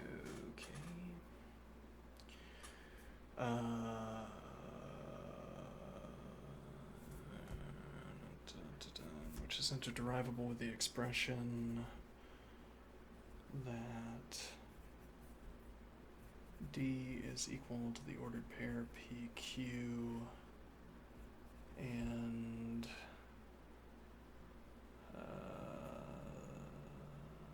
the ordered pair PR is an element of R and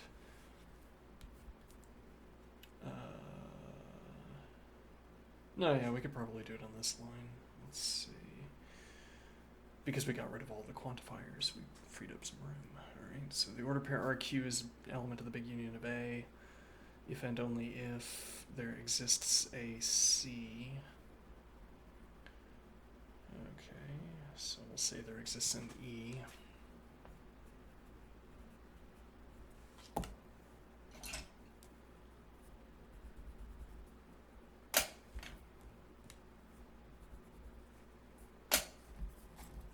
Such that the ordered pair RQ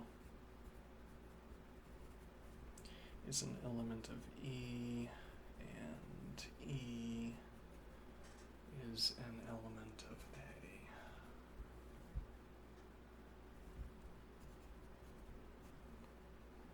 Okay.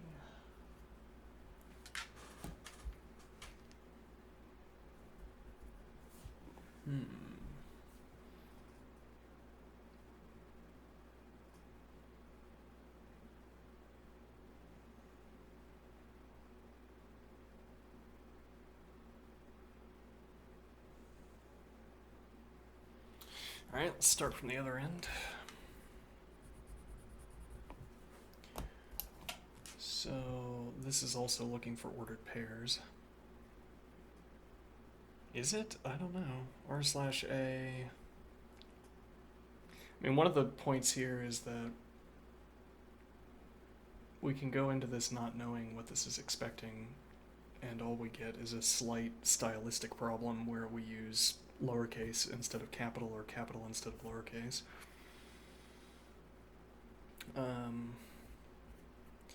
For all F,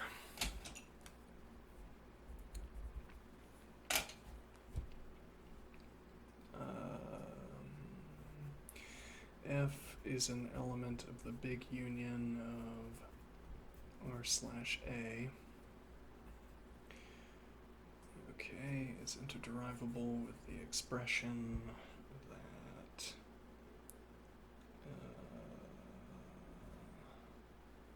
there exists a G such that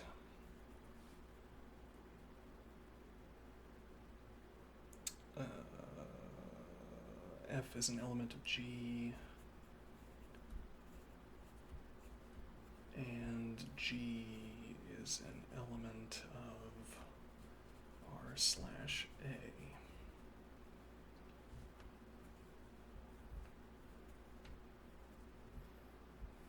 Okay.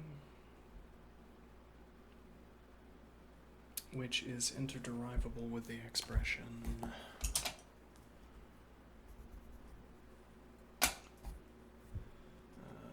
let's see.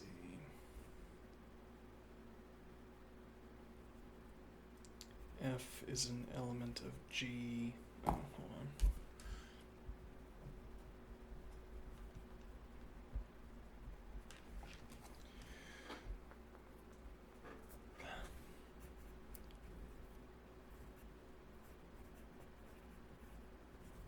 F is an element of G, and there exists an S and there exists a T.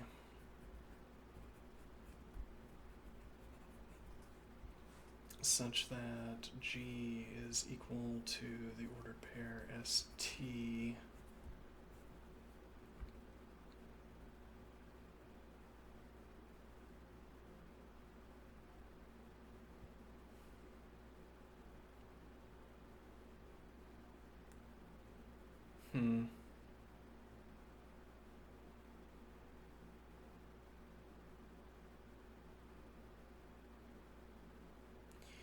And there exists a U.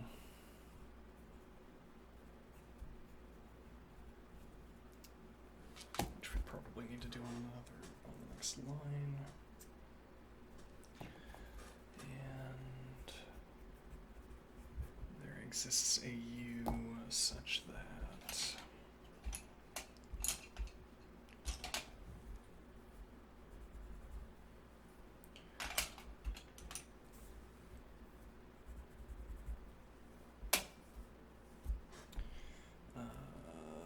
the ordered pair SU is an element of R, and the ordered pair UT is an element of A.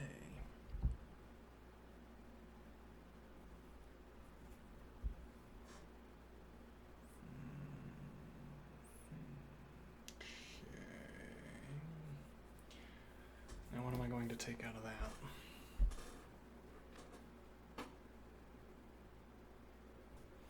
So there exists a U such that the ordered pair SU is an element of R is not a problem.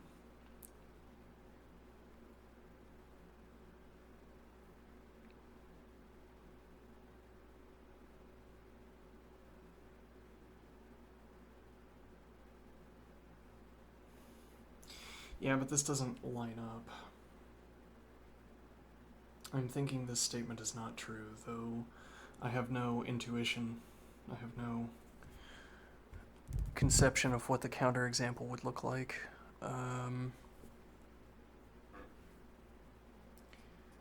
Why is that? So we have that F is an element of G.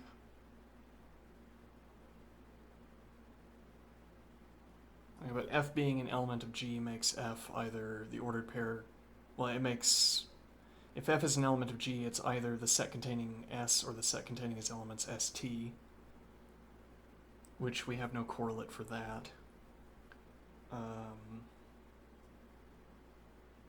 My derivation could be wrong, but I don't think it is.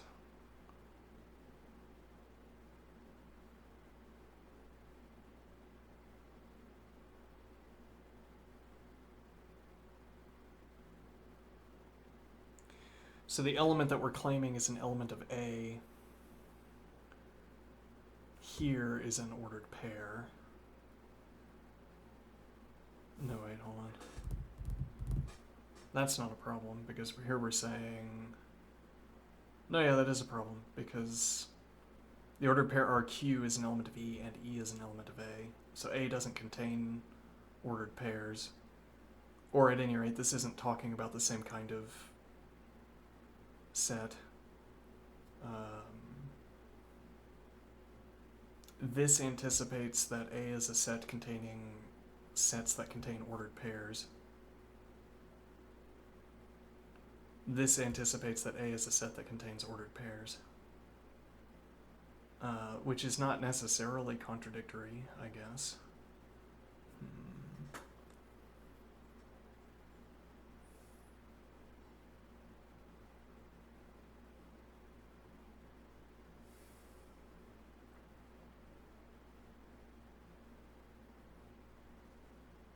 Like if E was a set, if E was an ordered pair that contained as its elements two ordered pairs,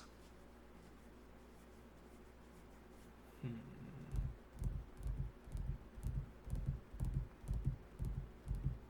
Though that might actually lead to an inconsistency. I'm not sure how we would derive it, but that might lead to an inconsistency where we're saying, let me see here.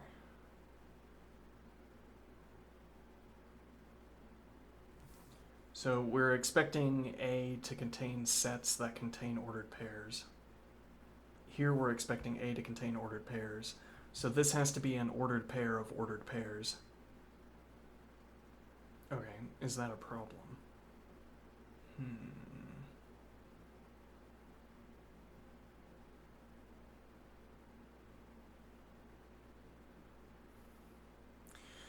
That would mean that... Well, actually, it doesn't have to be an ordered pair of two ordered pairs. It could be an ordered pair that contains an ordered pair and some other element. And the point would be here, either U or T is an ordered pair. Okay.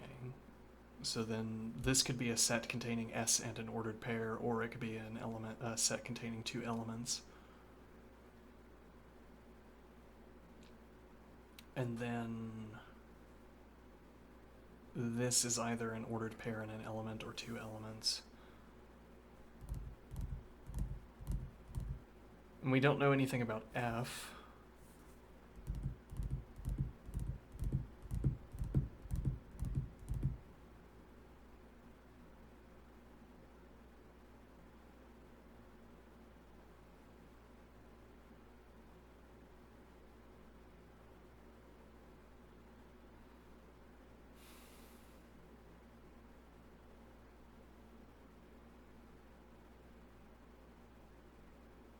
Or do we? I'm kind of losing it on this one. I don't know, this is strange.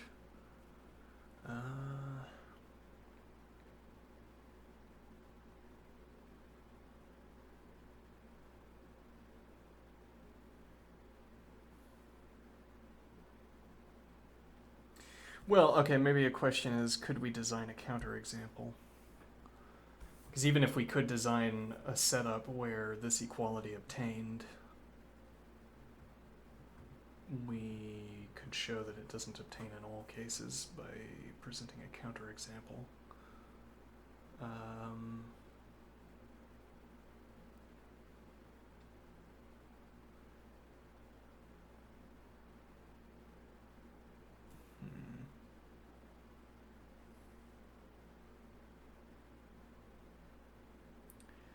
I'm wanting to rewrite this on the next page.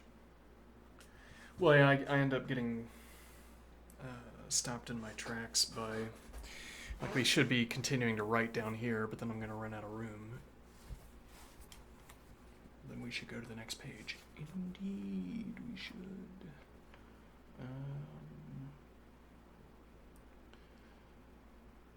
Okay. Well, why would I rewrite? Let's see here.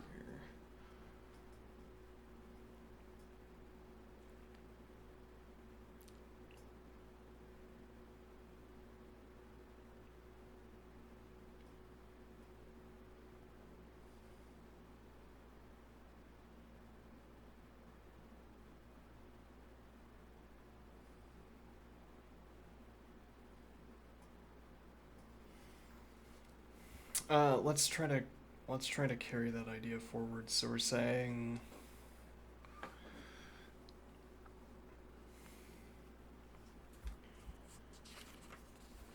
that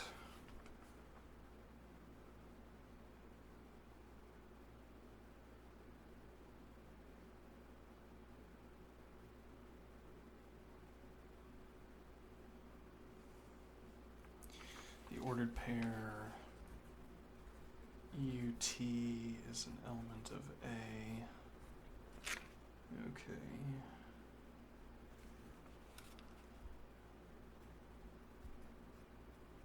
There exists an E such that the ordered pair RQ is an element of E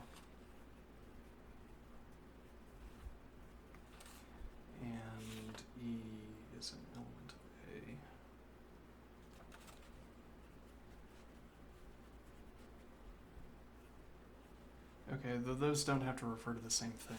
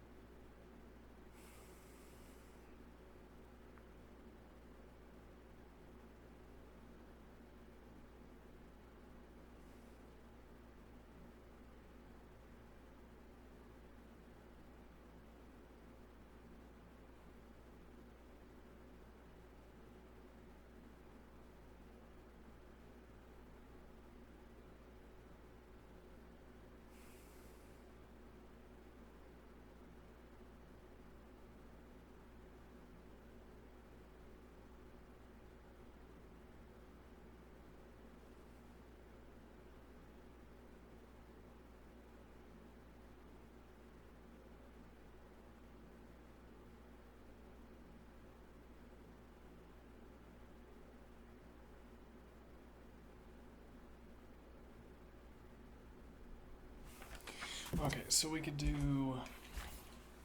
take the literal expressions that we have. So we have the ordered pair UT is an element of A.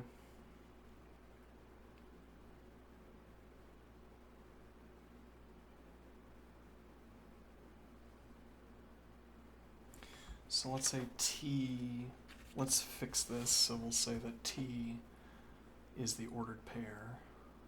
Wait, why do we need T to be an ordered pair? So, no, okay, hold on.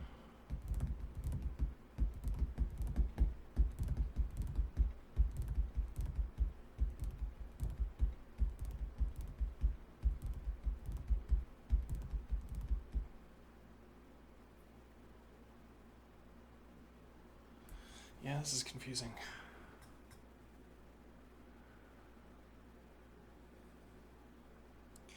There's a point here that if we say G is equal to the ordered pair ST and F is an element of G, that means that F is equal to S or F is equal to T, because the elements of G are the ordered pair S and the ordered pair ST. So actually what this means when we say G is equal to the ordered pair ST, that means this T, yeah, let me think here.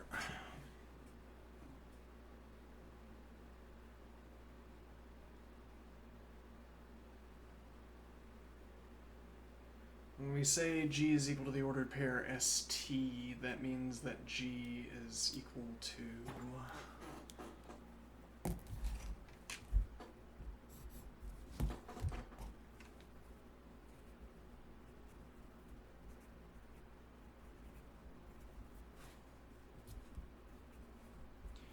that is defined to be interderivable with G is equal to the set containing S and the set containing ST. So if I say that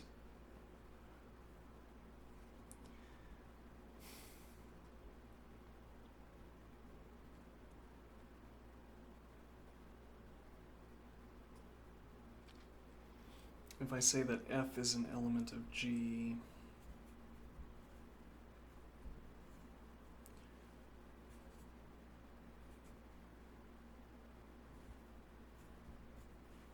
F equals the ordered pair S, or F equals the ordered pair ST. Okay, but that also means that these are replaceable with F.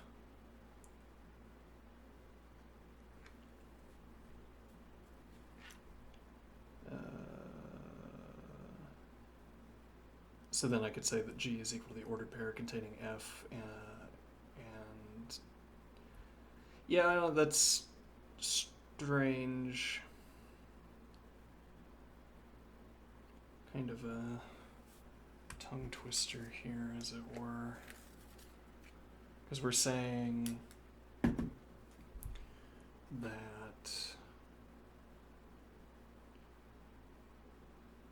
well, I guess what we're not saying is that T is equal to the set containing its elements ST.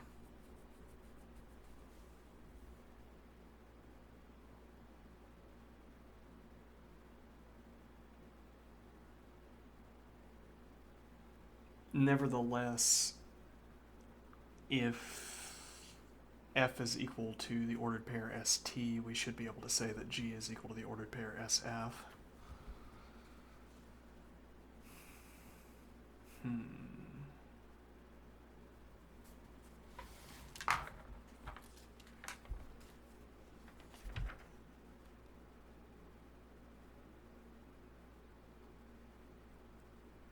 We could come back to this one. Let's see if the next one looks more tractable.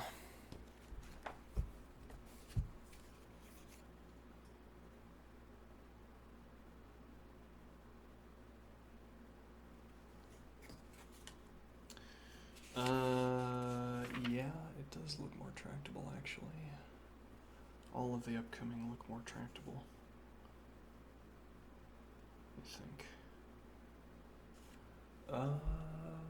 Okay. Let's come back to this one.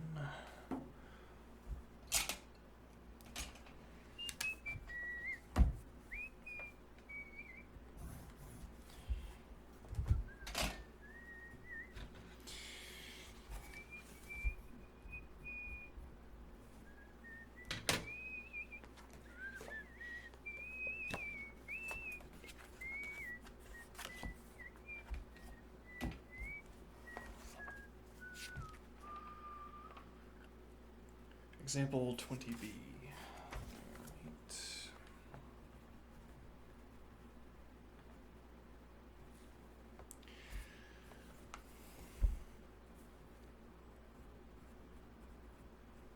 For all R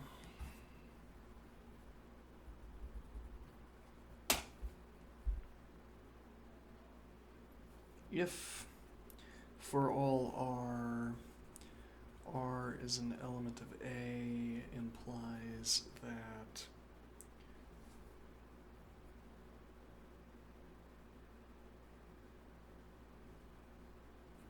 R/R is a subset of R,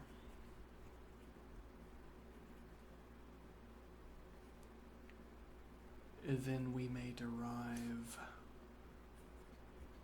the expression the big union of A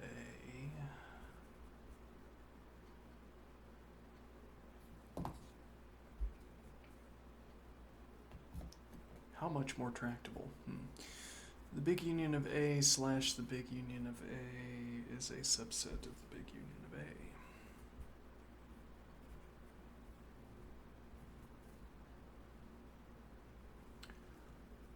One question would be, is it a tautology that the big union of A slash the big union of A is a subset of the big union of A? No, maybe, I don't know.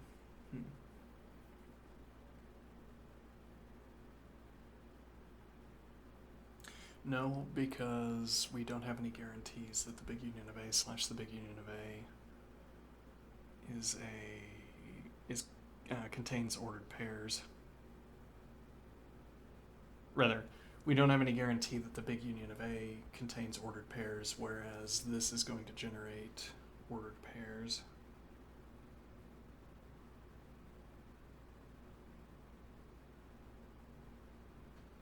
Because the definition of slash says there exists D is an element of A slash B is interderivable with the expression that there exists an S and there exists a T and there exists a U such that D equals the ordered pair ST and the ordered pair SU is an element of A and the ordered pair UT is an element of B.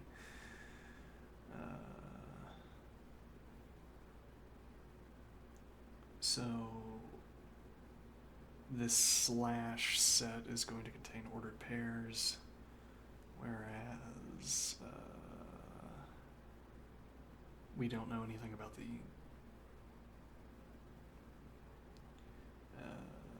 elements of the big union of A yet. Okay. So, no, we don't get the easy out. Okay, so we will start naturally enough at the beginning. Okay. For all R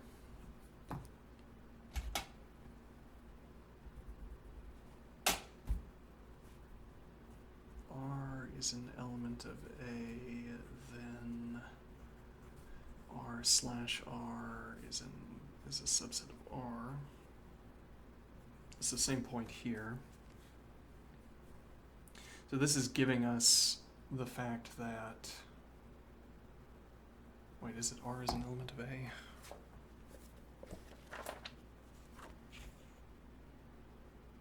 Yeah. This is what's giving us the fact that the elements of A are going to be ordered pairs, or the elements of the big union of A are going to be ordered pairs. Elements like R, sets like R will be elements of A. The big union of A will dissolve the set boundaries contained in R. R is going to contain ordered pairs, and we know that because R slash R is a subset of R. Okay. So this is interderivable with the expression.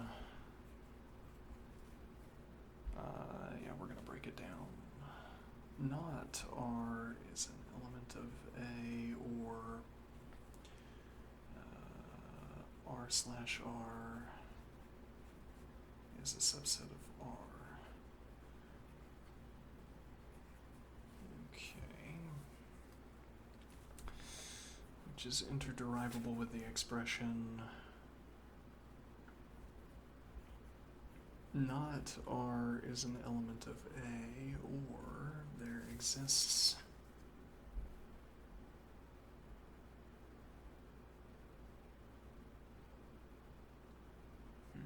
R is an element of A, or for all S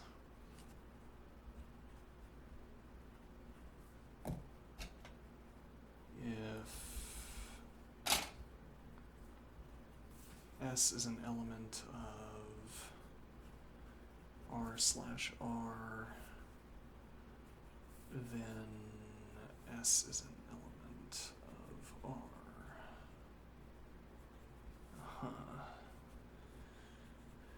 Okay, which is interderivable with the expression not R is an element of A, or for all S not let me think here.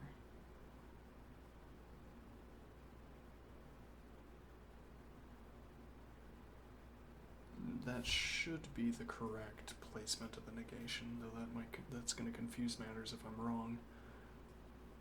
That negation might need to go out in front of the for all S.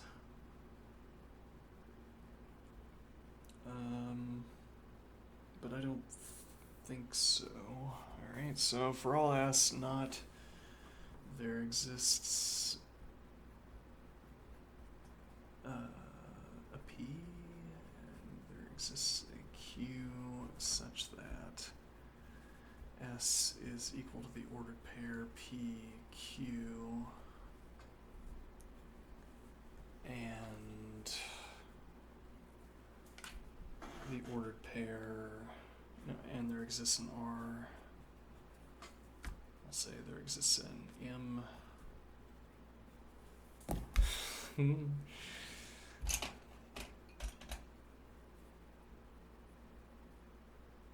Whence the doubt? Whence the faltering? Let's see. There exists an M such that, yeah, hold on, we'll do that on the next line. Network management.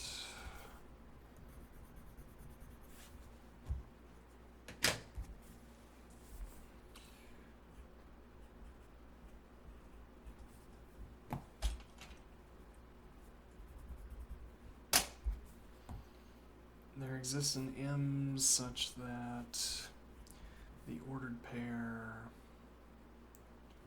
P M is an element of R, and the ordered pair MQ is an element of R, or S is an element of R.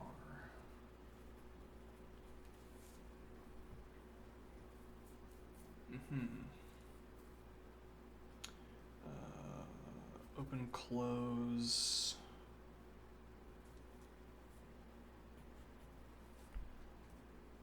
Open, close, open, close, open, close.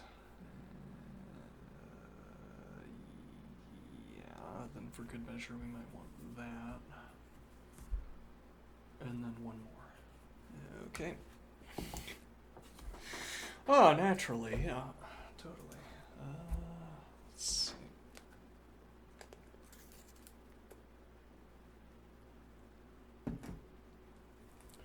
Which is interderivable with the expression?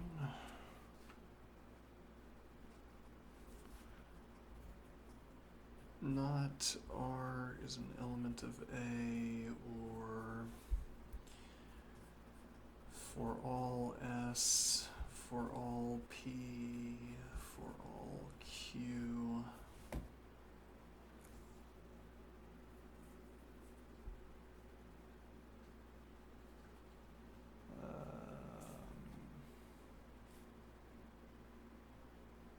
And for all M.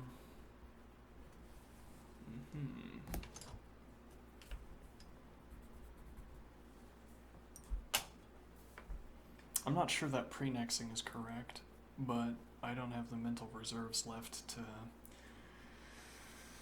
think that through, so we're going to ignore that for now. For all S, that should be capital S.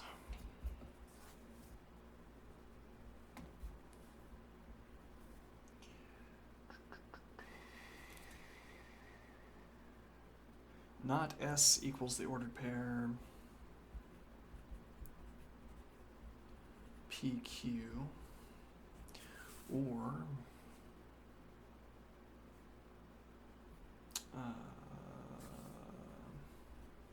not the ordered pair PM is an element of R, or not the ordered pair MQ is an element of R.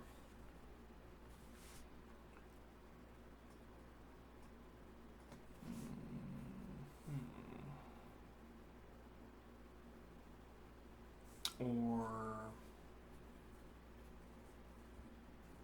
S is an element of R.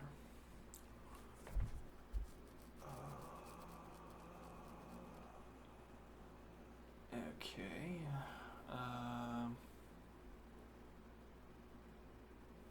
What are we trying to show exactly?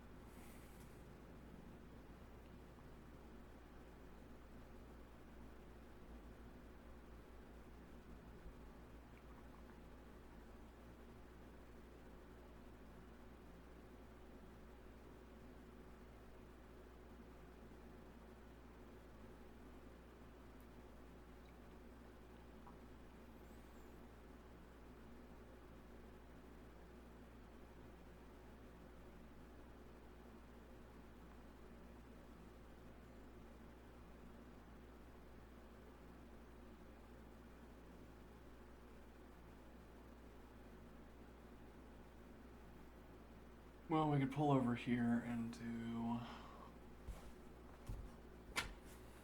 the other end.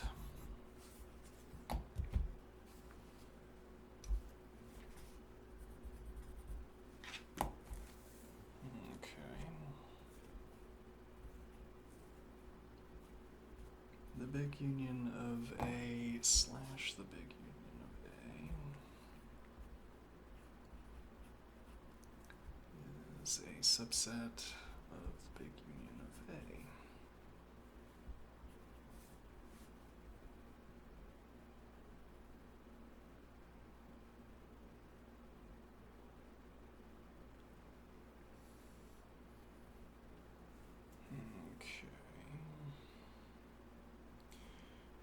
Is interderivable with the expression.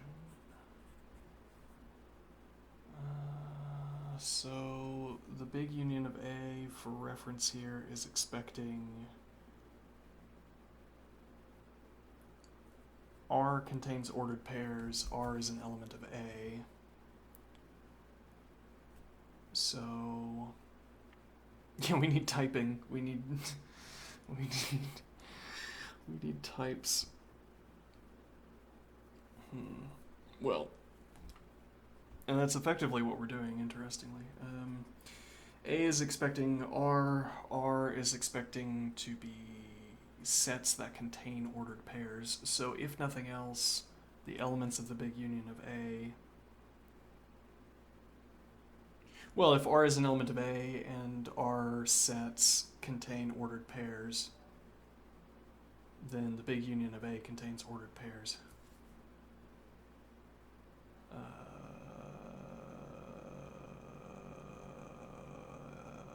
Should be right. Okay. Which means capital letters. Alright, so for all D...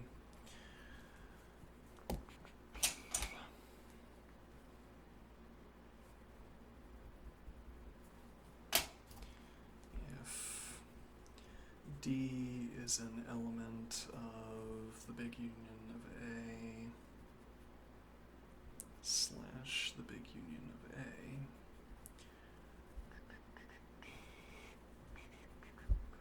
then D is an element of the big union of A.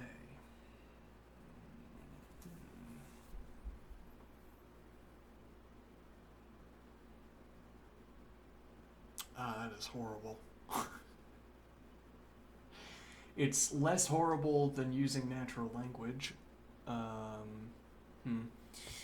Let's see. So this is interderivable with the expression there exists a... We're going to have to dig for letters here.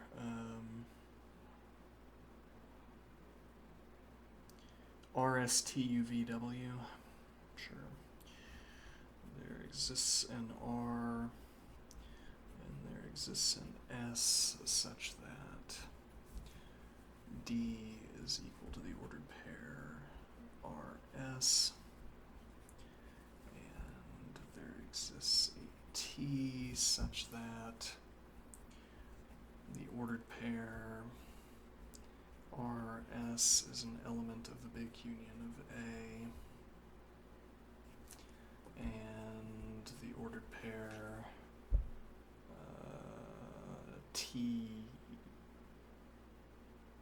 RT is an element of A, and the ordered pair TS is an element of the big union of A. Okay. I'll go ahead and put a not out front, though it's not clear that actually that decomposing this into... It might have been easier to keep the conditional expressions rather than decompose this, but okay, negation out front.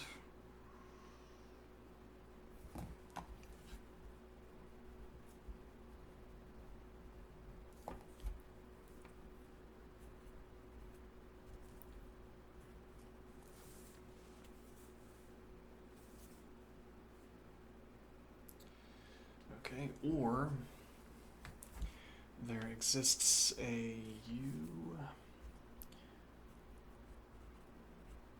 and there exists a V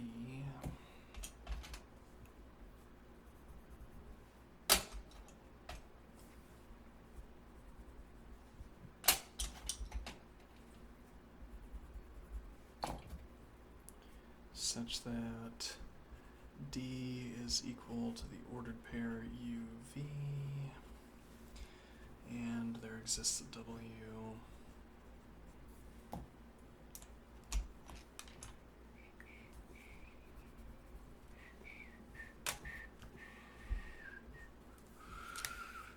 such that the ordered pair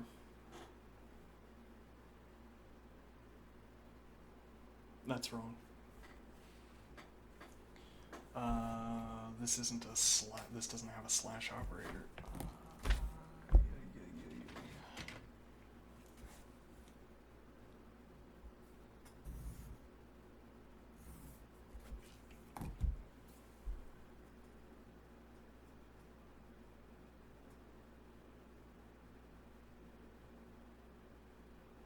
Yeah, so we could actually just say or D is an element of the big union of A and hold off on the simplification.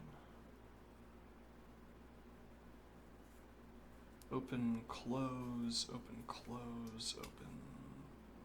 That should also close over here though. Okay, this is interderivable with the expression for all R and for all S, not D is equal to the ordered pair RS, and for all T not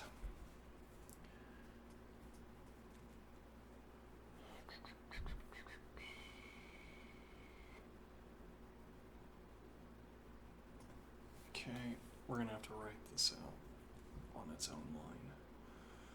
Not the ordered pair RT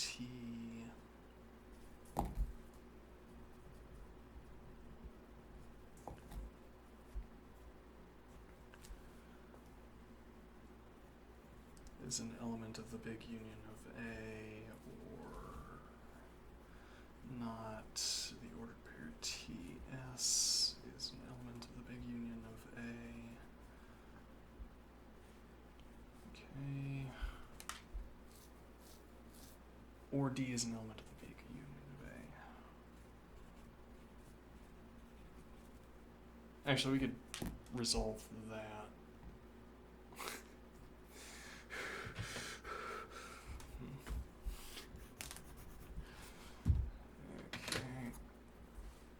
Or there exists an E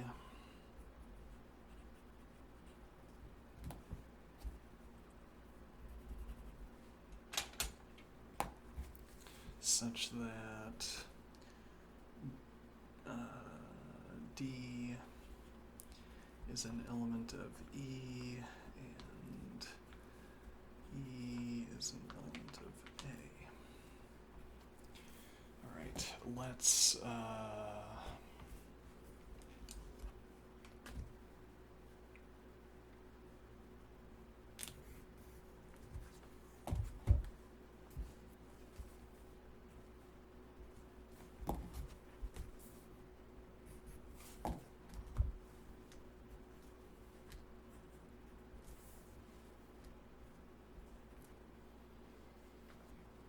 alright, so there exists an F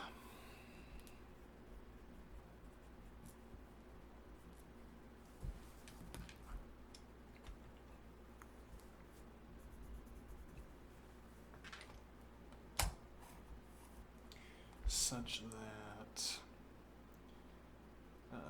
the ordered pair RT is an element of F, and F is an element of A. Okay, which is interderivable with the expression for all F not the ordered pair RT is an element of F, or not F is an element of A. Okay.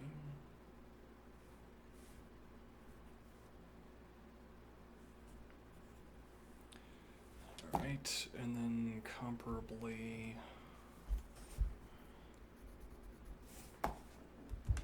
we're going to pattern match.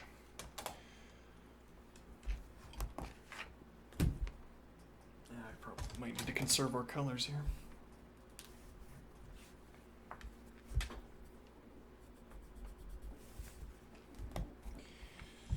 For all G, not the ordered pair TS is an element of G, or not G is an element of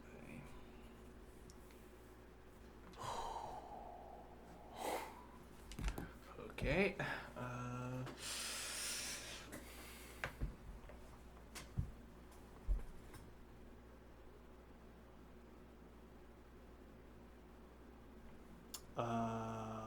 This should be in order.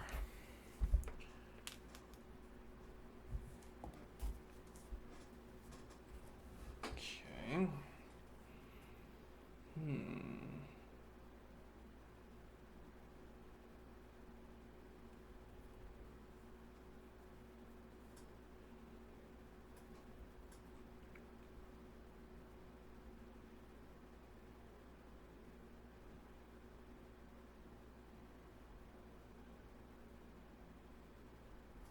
And what are we supposed to do with that? Well, ideally, we would come back up here and see something similar, or even better, identical.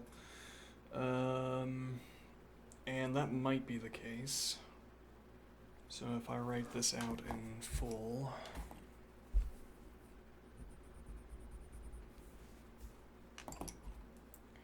just pre-nex everything for convenience.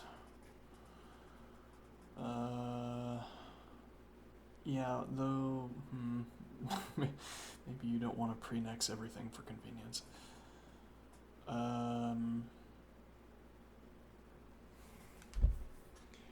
For all R and for all S,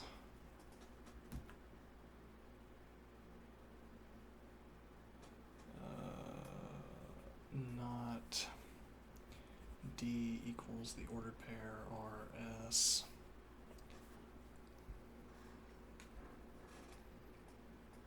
Or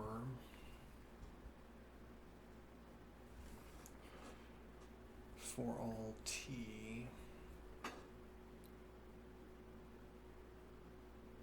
and for all F,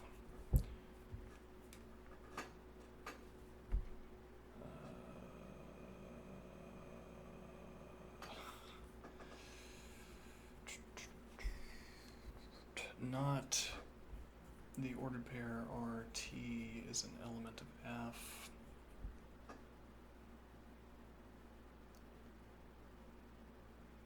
We should also have had for all G there, I think. Whatever.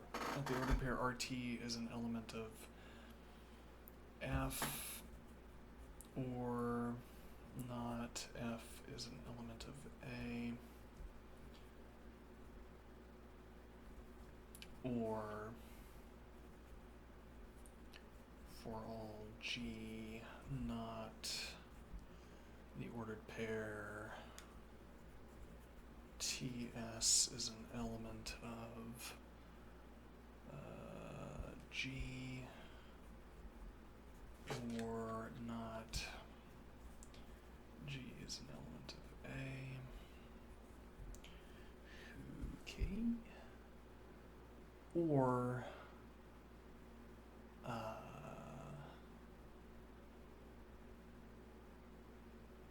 something is an element of something. Or there exists an E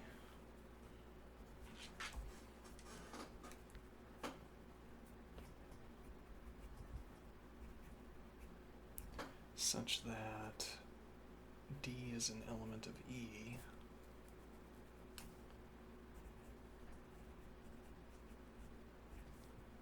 and E is an element of A.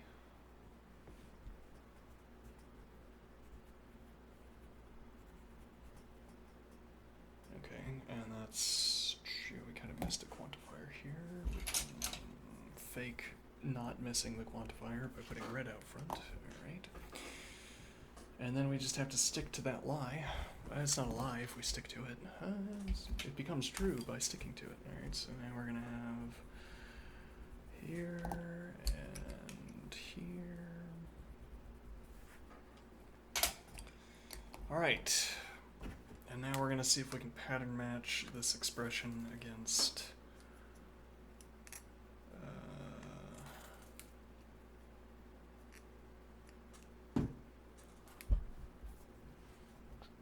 this up here.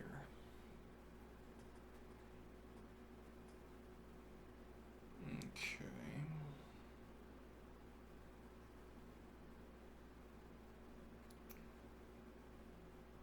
I'm lost. Nope, there it is. Alright, so for all P and for all Q,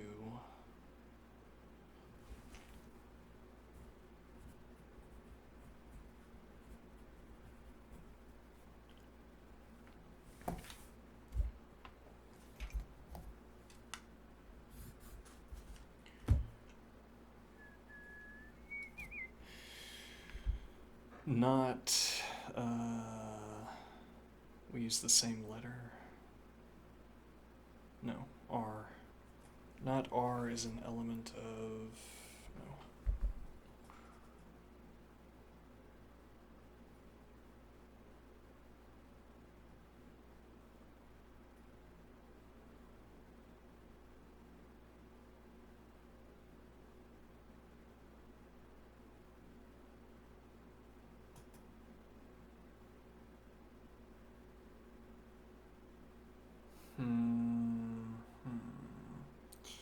I'm not sure how the pattern matching is going to work here.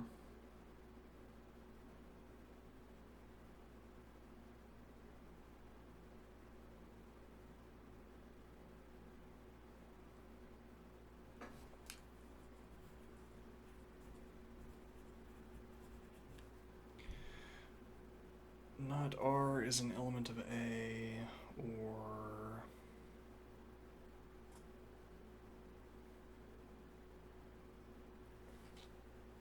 yeah, well, let's put that at the end, because we get much cleaner, much easier pattern matching if we start with this term here, not S equals the order pair PQ.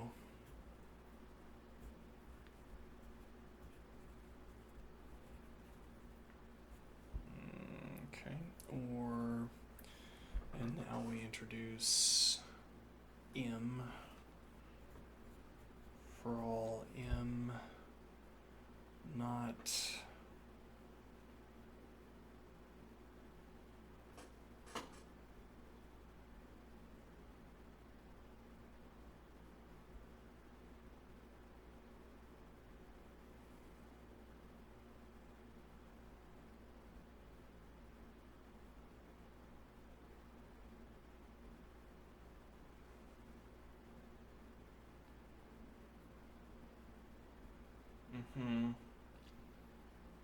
Yeah, I think we're going to end up saying maybe, which is not the preferred conclusion. For all M not the ordered pair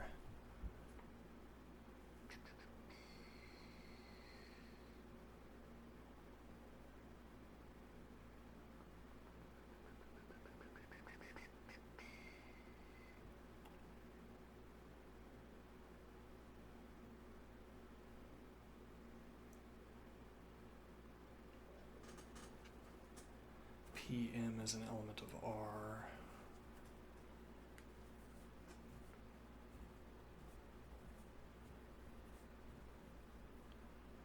And now what we could do is we could double up on this term, not R is an element of A, and have it fill in these two positions.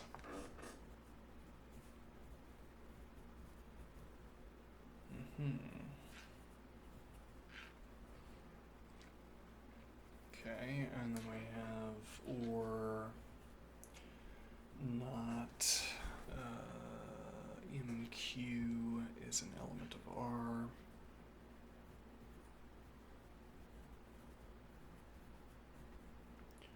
Or not R is an element of A.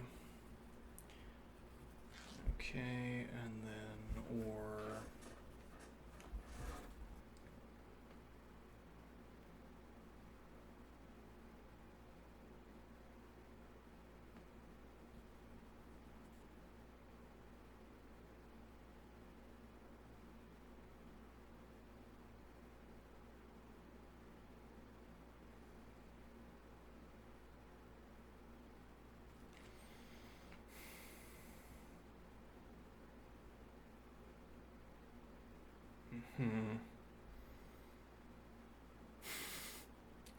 This is maybe more of a beginning of the session kind of puzzle.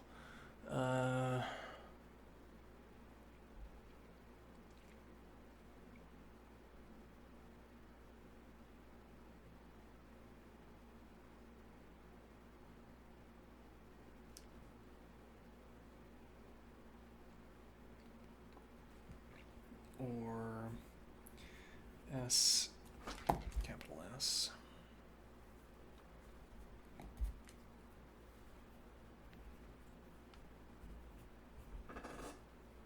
S is an element of R.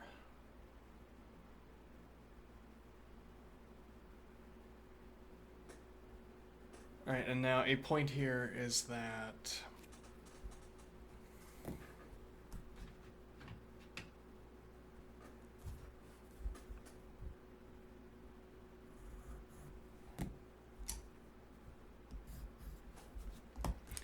back at the beginning, we could have given ourselves the term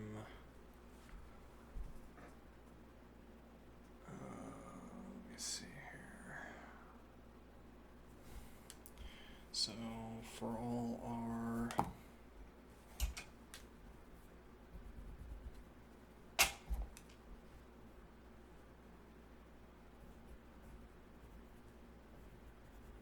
R is an element of A, then R slash R is a subset of R. This is interderivable with the expression R is an element of A, then R slash R is a subset of R, and R is an element of A.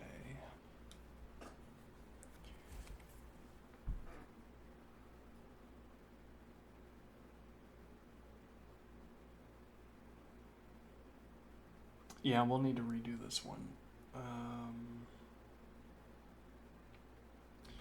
It is possible, at least, that this and R is an element of A gives us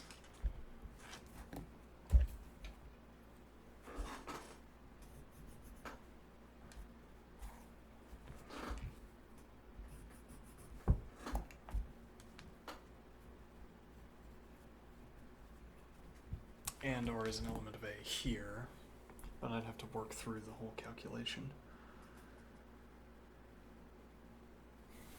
However, it is ending time. So,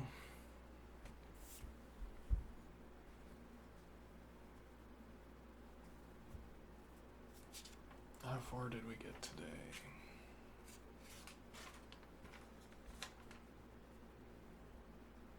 How much did we do?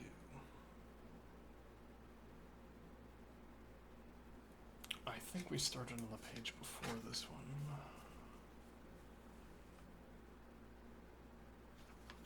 Yeah, that's one satisfying point of working on a book that requires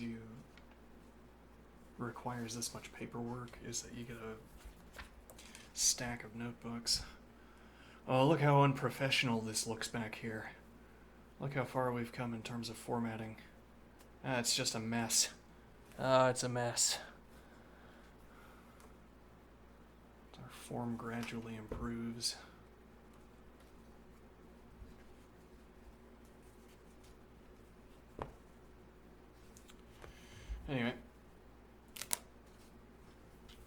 See you next time.